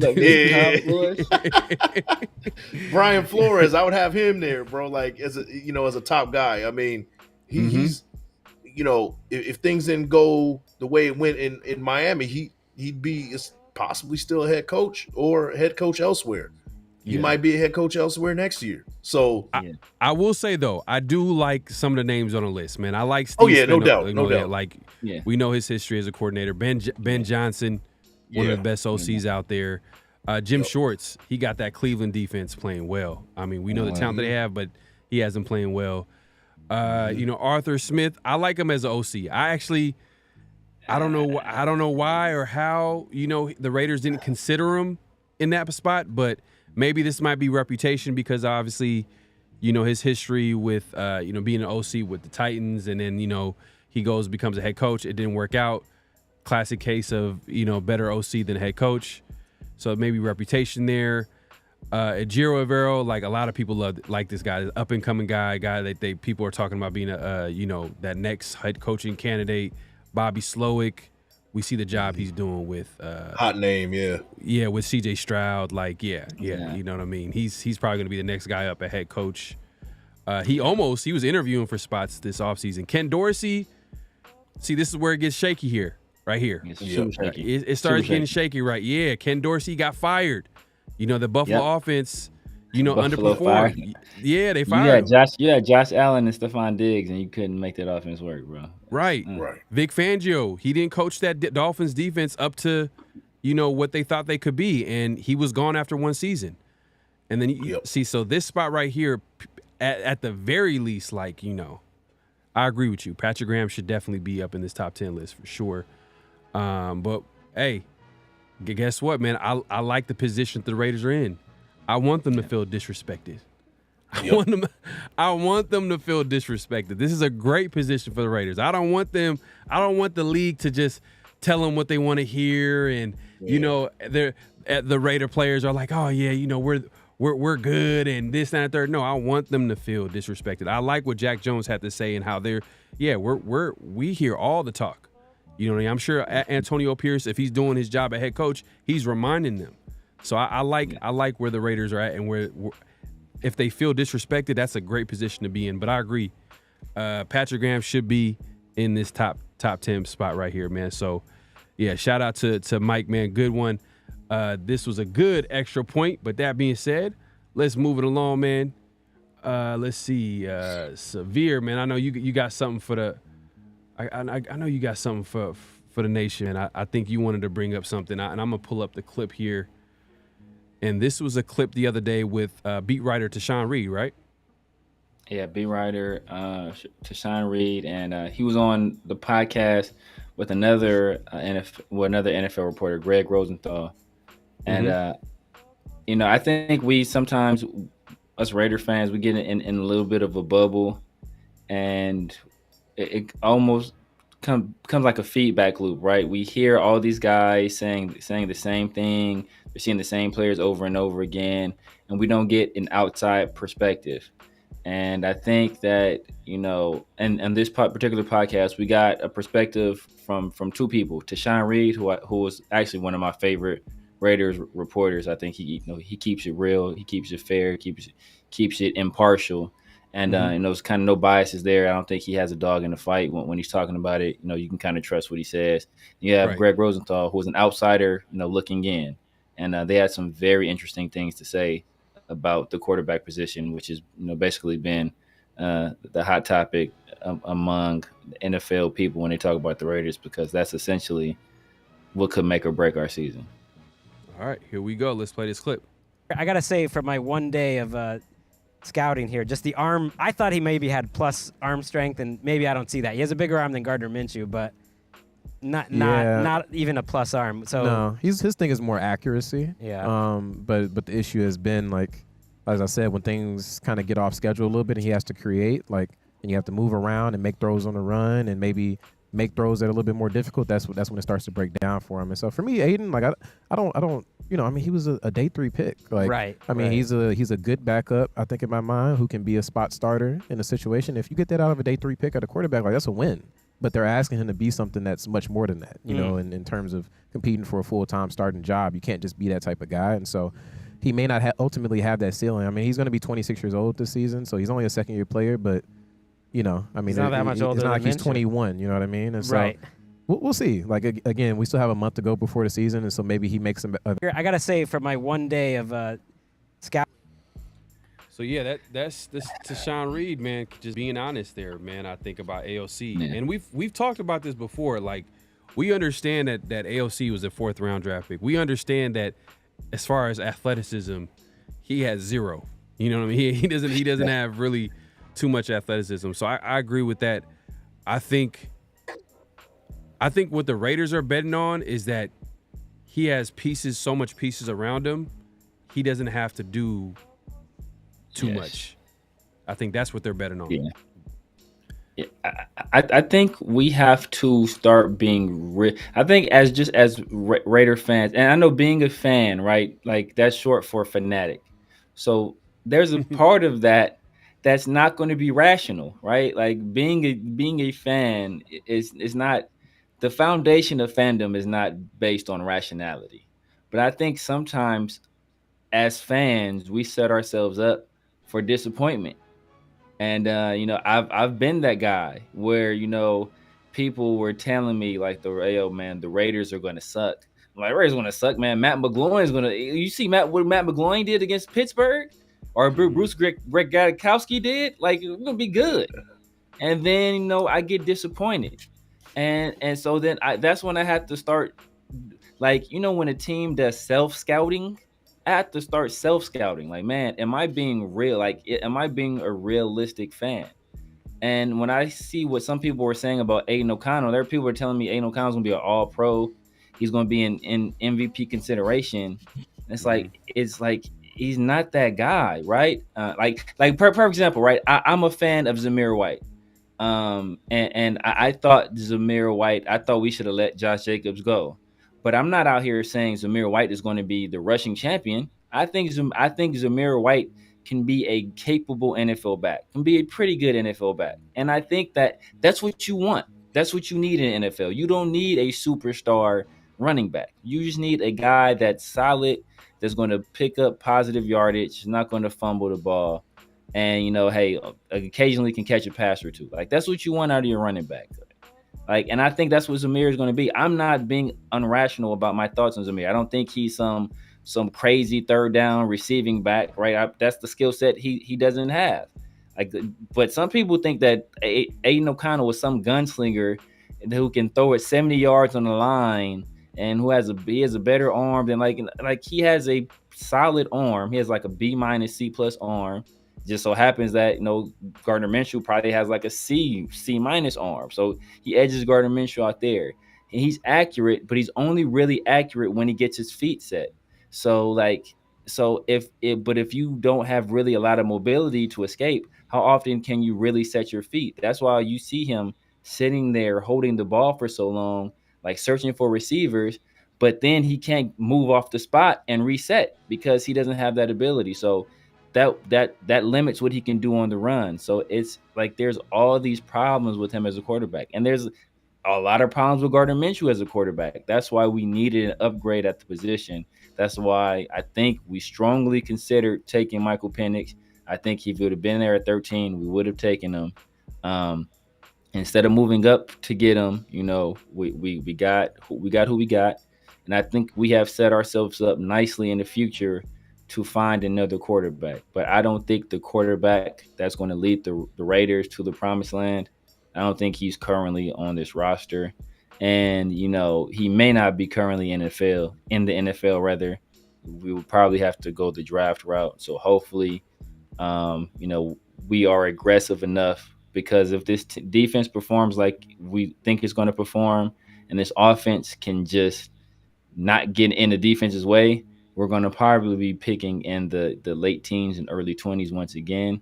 And that will probably put us out of the running for one of the top quarterbacks. And that's when it's going to be time for Tom Telesco to do something that he rarely does, and that is put together a package of picks to move up. F them picks, bro. Man. Hopefully Tom Telesco's listening. Man, I hope so, man. I think we haven't seen it. Like, if we look at his history, he hasn't really been super aggressive. I think even with Herbert, I think Herbert felt him. Yes. And I heard that he was targeting Tua, right? Yep. And yep. Tua obviously went to the Dolphins. and the Chargers, the rest is history. They end up drafting Herbert. I guess it worked out for him, but at the end of the day, like, yeah, that's a whole different conversation, man. But that leads me to Antonio Pierce, man, at my extra point of the week. And earlier in the week, I guess Pierce sat down and spoke to ESPN's Jeremy Fowler, and this is what he had to say. One thing that we like about Antonio Pierce, he's very honest. You know what I mean? Like he says it how he doesn't hold back. He's not a person that's gonna like play any games with the media or anything like that. He's just gonna be really honest and keep it real. And I guess that could be a good thing. But I don't know, man. I'm gonna go ahead and put this on the screen here so y'all can see what I'm seeing. And let's see if we could. Let me see, Mike. Let me see if we could put you over here, right here. All right, so y'all can see it. Can y'all see it on the screen right here? Let's see. Yeah. I'll put it back right here. So, as you can see right here, this is what Pierce had to say. He says, we're probably not going to be, to be honest, a juggernaut offense. He says, will I love to be? Yeah. To sit here and say we're going to score 30 points a game, that's not realistic. And, goes on, one of the reasons Pierce endeared himself to so many people in and around the organization is that he rarely minces his words. But, like, I don't know, man. I don't know. I don't know how I feel about that because I see what he's doing.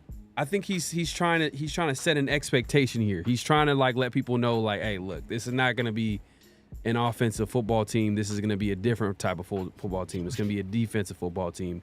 I'm sure I see where he's going with it. And I think he doesn't want the fans or people to think that this is going to be a team that scores a lot of points. But like, do you really want to say that out loud? You know what I mean? Is he kind of preparing for those tough questions that are going to come after the game? Like, Antonio, how do you feel about the offense? They only were able to put 6 points on the board. The Raiders lose a game, hypothetically speaking. Hopefully the Raiders go undefeated, right? But the Raiders lose 13-6. Like they did all they can do on defense. I think he's trying to set up for that. But at the same time, and I understand he's keeping it real, but like, is this too far? You know what I mean? I just feel like, in my opinion, I think he could have worded it a little bit different. I think he could have probably kept this to himself. You know what I mean? Because what does that say to the players that are on offense?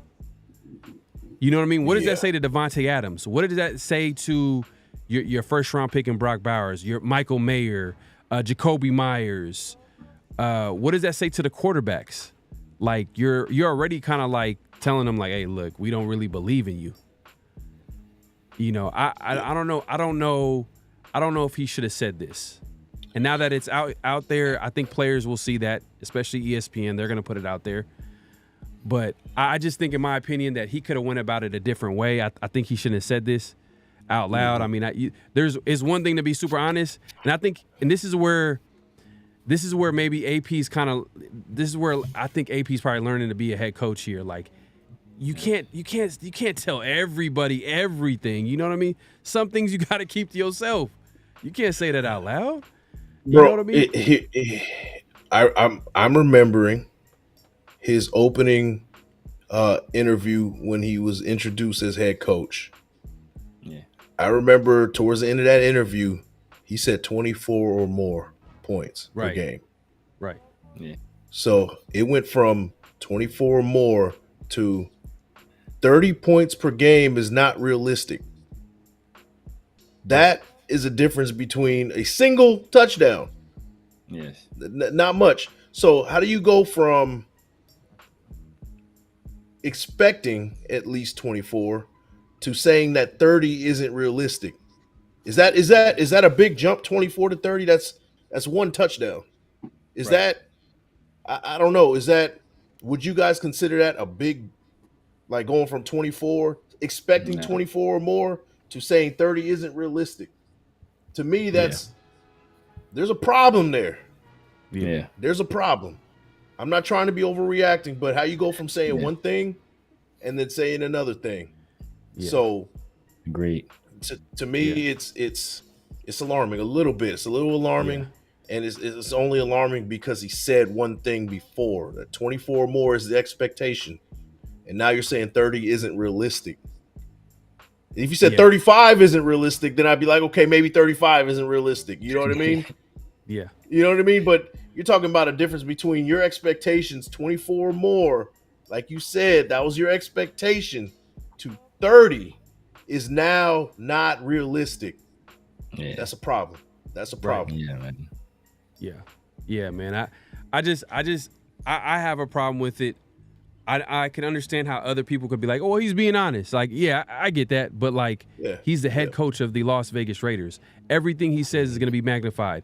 Everything he says is going to get to that locker room. Maybe this is a tactic by him.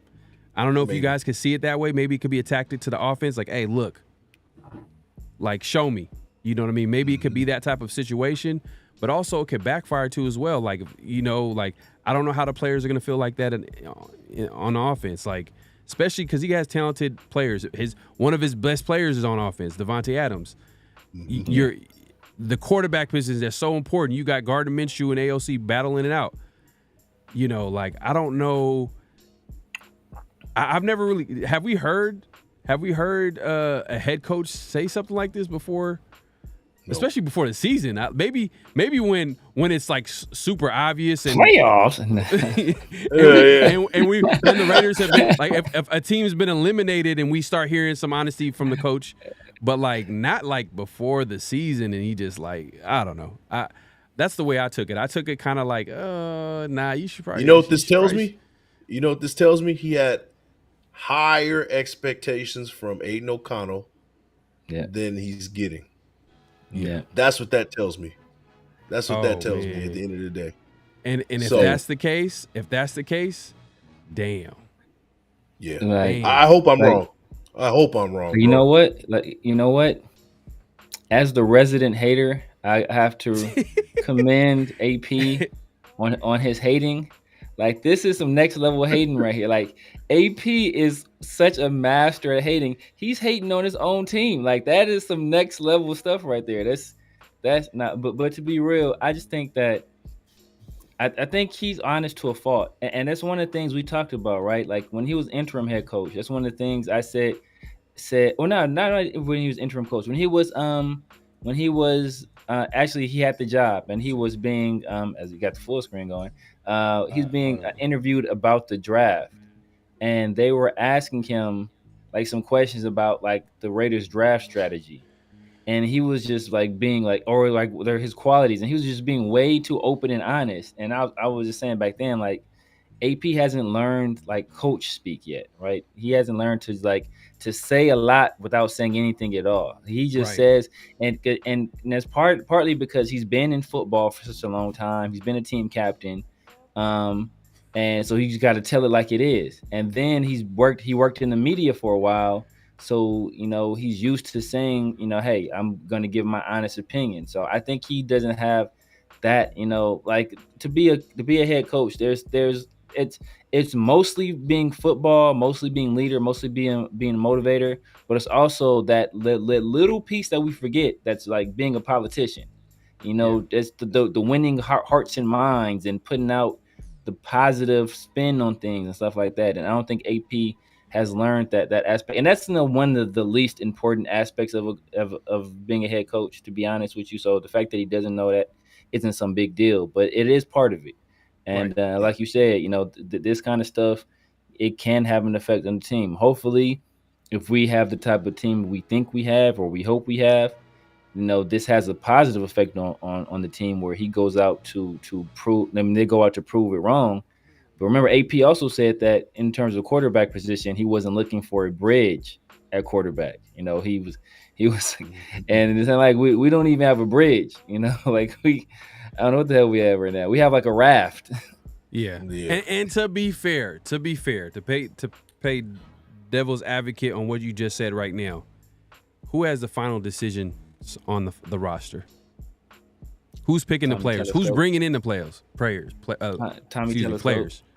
Yeah. Tom Telescope. Yeah. Tom Telescope.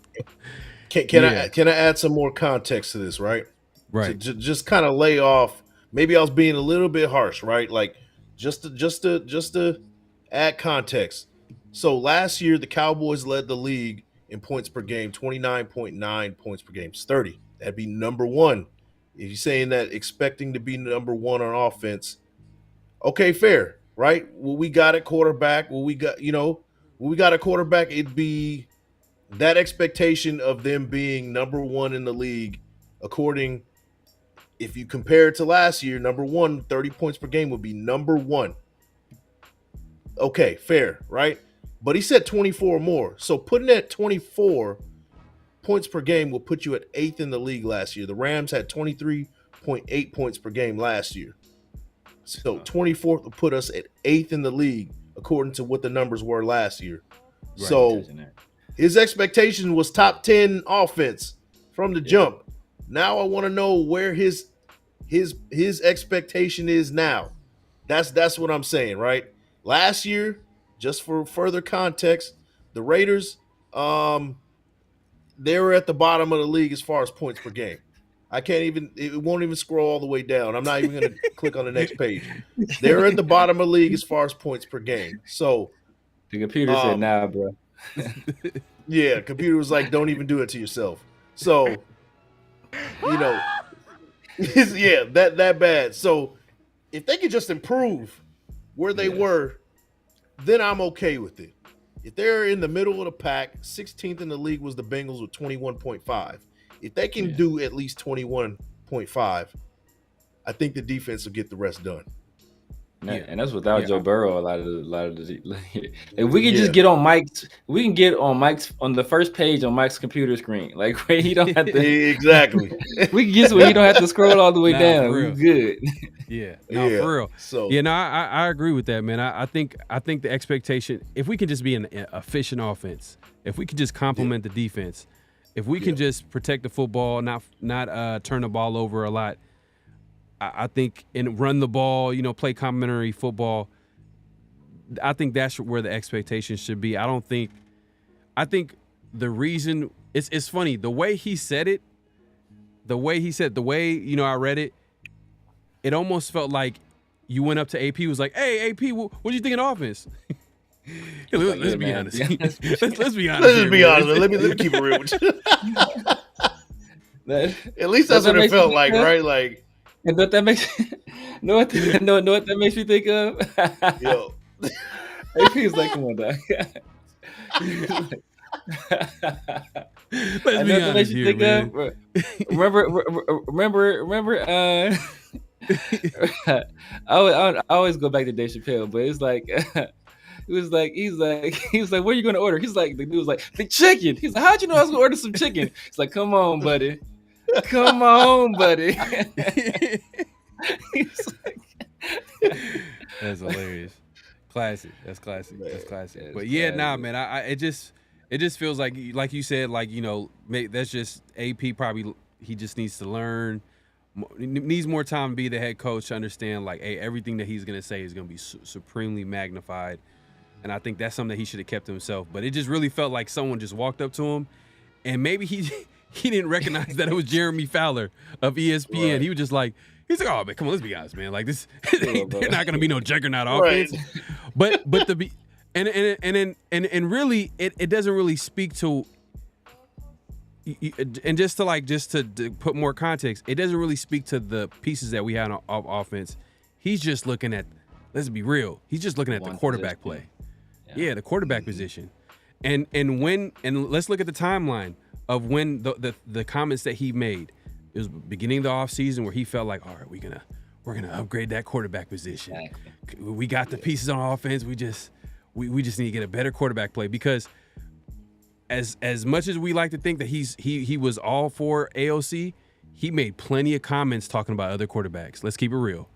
He made plenty of comments talking about how, like, talking about the athleticism that certain quarterbacks can have and the problems that it'll give to defenses and this, that, and the third.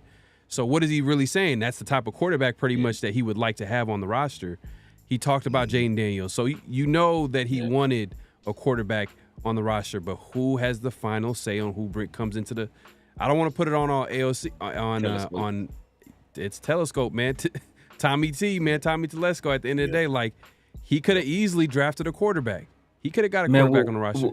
Remember, we talked about this, and just to piggyback on your point, like we had one of our notable quotables was AP when he was talking about like the option of quarterback, and he was like, you know what? There's the draft, and there's a free agency, and then he used a very important phrase, and the pivotal phrase here is he said, "Worst case scenario, we roll with Aiden O'Connell." Like when has that ever been a vote of confidence in somebody? Like, yo, man, look, I could do this, I could do that. Worst case scenario, I'd like that's not a ringing endorsement right there. So it's that he was leaving breadcrumbs back then. Like, look, I'm telling y'all right now. We gotta roll with this dude. AP seemed hella cool, bro. He seemed hella cool. I don't even think he knew who Jeremy Fowler was. He just walked up on him, was like, let's be honest here, man. Let's be honest here. It's not gonna be no judgment. I can imagine he walk into his office, PR person comes, excuse me, Mr. Pierce. That was Jeremy Fowler with ESPN. Wait, what? he put the glasses on, like oh. AOP did he did that, like, remember when we put that clip of him on draft day? He just sitting in the chair, like tapping his finger on the desk. Like, dang. Nah. You know what? Let's talk about this too. Like it did seem like AP was upset. There was a point in the draft where we're like, wait, what's going on with AP? We're kind of questioning that a little bit. Like he just left the building a little bit too early. I think there was a little bit of frustration because he didn't get that quarterback. Because at the end of the day, like, look, we don't know. We keep talking about it, but we don't know how long of a leash that AP has. You know what I mean? We don't know what that contract looks like for him. It just seems like if the season doesn't go the way it's supposed to, AP is going to be looked at as a scapegoat. Yes. More than Tom Telesco. Yeah. So you can take that however you want to take that. But, hey, man, this has been a great show, man. We went longer than expected. We had a lot to talk about. Hopefully the Raiders come out with a W. I know it's preseason, and this, it doesn't really matter who wins or loses in the preseason because we've seen the Raiders go undefeated, teams go undefeated, and don't play well. So, but what we do want to see is we want to see young players play. Remember that. Oh man, yeah, we thought, man, we went undefeated or at least 4-1. Like we went 4-0 in preseason. Yeah, don't even remind me. But hey, at the very least, we want to see some of these young players play out, show out. We want to see some players. We want to see some position battles. We want to get some answers to some of our questions to some of these battles, and hopefully it happens. Game 1 it's the first of 3 games. So used to be 4, but now it's 3. But we'll see how it shakes out, man. We appreciate everybody coming through. Make sure to like the thumb, clock in, clock out. At this point, hit that like button, hit that subscribe, hit that notification bell. Mike, man, let the people know where they can find you and what to look forward to. Yeah, man. So you can find me at Big Mike Raider, whether it's IG, whether it's X, whether it's YouTube, anywhere, just Big Mike Raider, do a search. It's the first thing that pops up. And also, I'm proud to say, if you guys don't mind me doing my shameless plug, say that I am the brand ambassador for Men of Order right here. I take this stuff. Hey. It's been a big part of my health journey since January, man. Lost 50 pounds. This is for testosterone support. This is for memory support, and it's all natural ingredients. Go get you some. They also have a sleep aid on menoforder.com. Go check out menoforder.com/Big Mike Raider and get you some good stuff to get yourself right and make you bounce back and conquer the gym and conquer the world, man. That's all I got, bro. There you go, man. That's what's up, man. Definitely check them out. And Severe, man, let the people know where they can find you, man, and what to look forward to. Oh, man, you guys know what's up. At the Severe Raider on YouTube, IG, X, Snapchat, TikTok, all that good stuff. You can find me here Saturday mornings. Hey, Around the Shield with 2 of my guys, two of my brothers, PharoahNFL and Big Mike Raider. Also, Monday nights, the 50-50 show. You already know what time it is. Been consistent with that for a while, and also got something else in the works with my guy Chris from Protect the Shield. My fellow hater. We're gonna be putting something together, man. So you guys be on the lookout for that. That's gonna probably be like Tuesday night. But that's still, hey, that's still in preliminary stages. But once we get something settled, I'll definitely be letting y'all know. Then I'm also gonna be doing my own thing, man. Dropping some stuff, probably dropping some skits too. Some more haterism as always, man. But yeah, man. But hey, I will be going to tonight to cop me some of that memory stuff, bro. Because that's gonna be hey, boy gonna need that. Boy definitely needs that. But yeah, man. Sleep Aid too is good, man. It's good stuff, man. And the testosterone support is not a booster. Put that out there. It's good to regulate your testosterone levels, and it's all natural ingredients. There's an ingredient in there that's called nature's steroid. I've been killing the damn gym for the past month, 5-6 weeks. I'm doing pull-ups again. I'm 285 pounds doing pull-ups. I did 3 pull-ups today. I went from 0 to doing 3 pull-ups. So, hey, man, if I can do it, y'all can too, man. Go check out menoforder.com/BigMikeRaider. There you go. There you go. Yeah, hey, man, we appreciate everybody coming through. Like I said, make sure to clock in, like the thumb, hit that like button, hit that subscribe button, hit that notification bell. We appreciate everybody coming through. Next time you'll see us, or we'll be next week, next Saturday. Hopefully by that time we'll have an idea of what's going on with some of these position battles. But also Monday nights, 50-50 show with me and Severe. Oh, shoot, bro, real quick. Yeah, go ahead. Score prediction for this game, man. Score prediction real quick. Oh, yeah. Let's do that. Just a number, real quick. I'm going to go 24-17 Raiders. All right. Yeah, we hit the 24 number. We hit 30. I guess Corey's going 30. No. I'm gonna go 21-10 Raiders. I got 20-18 Raiders. Weird score. Usually preseason is weird score. So yeah.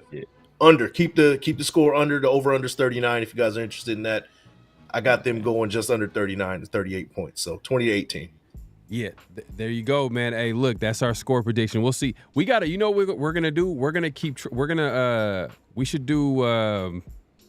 We should predict games, and then we'll just keep. And we keep track of the wins and losses as the season goes on. Like let's start doing that. So, preseason, it's preseason at the end of the day. But like starting the regular season, we'll just keep track of the wins and losses.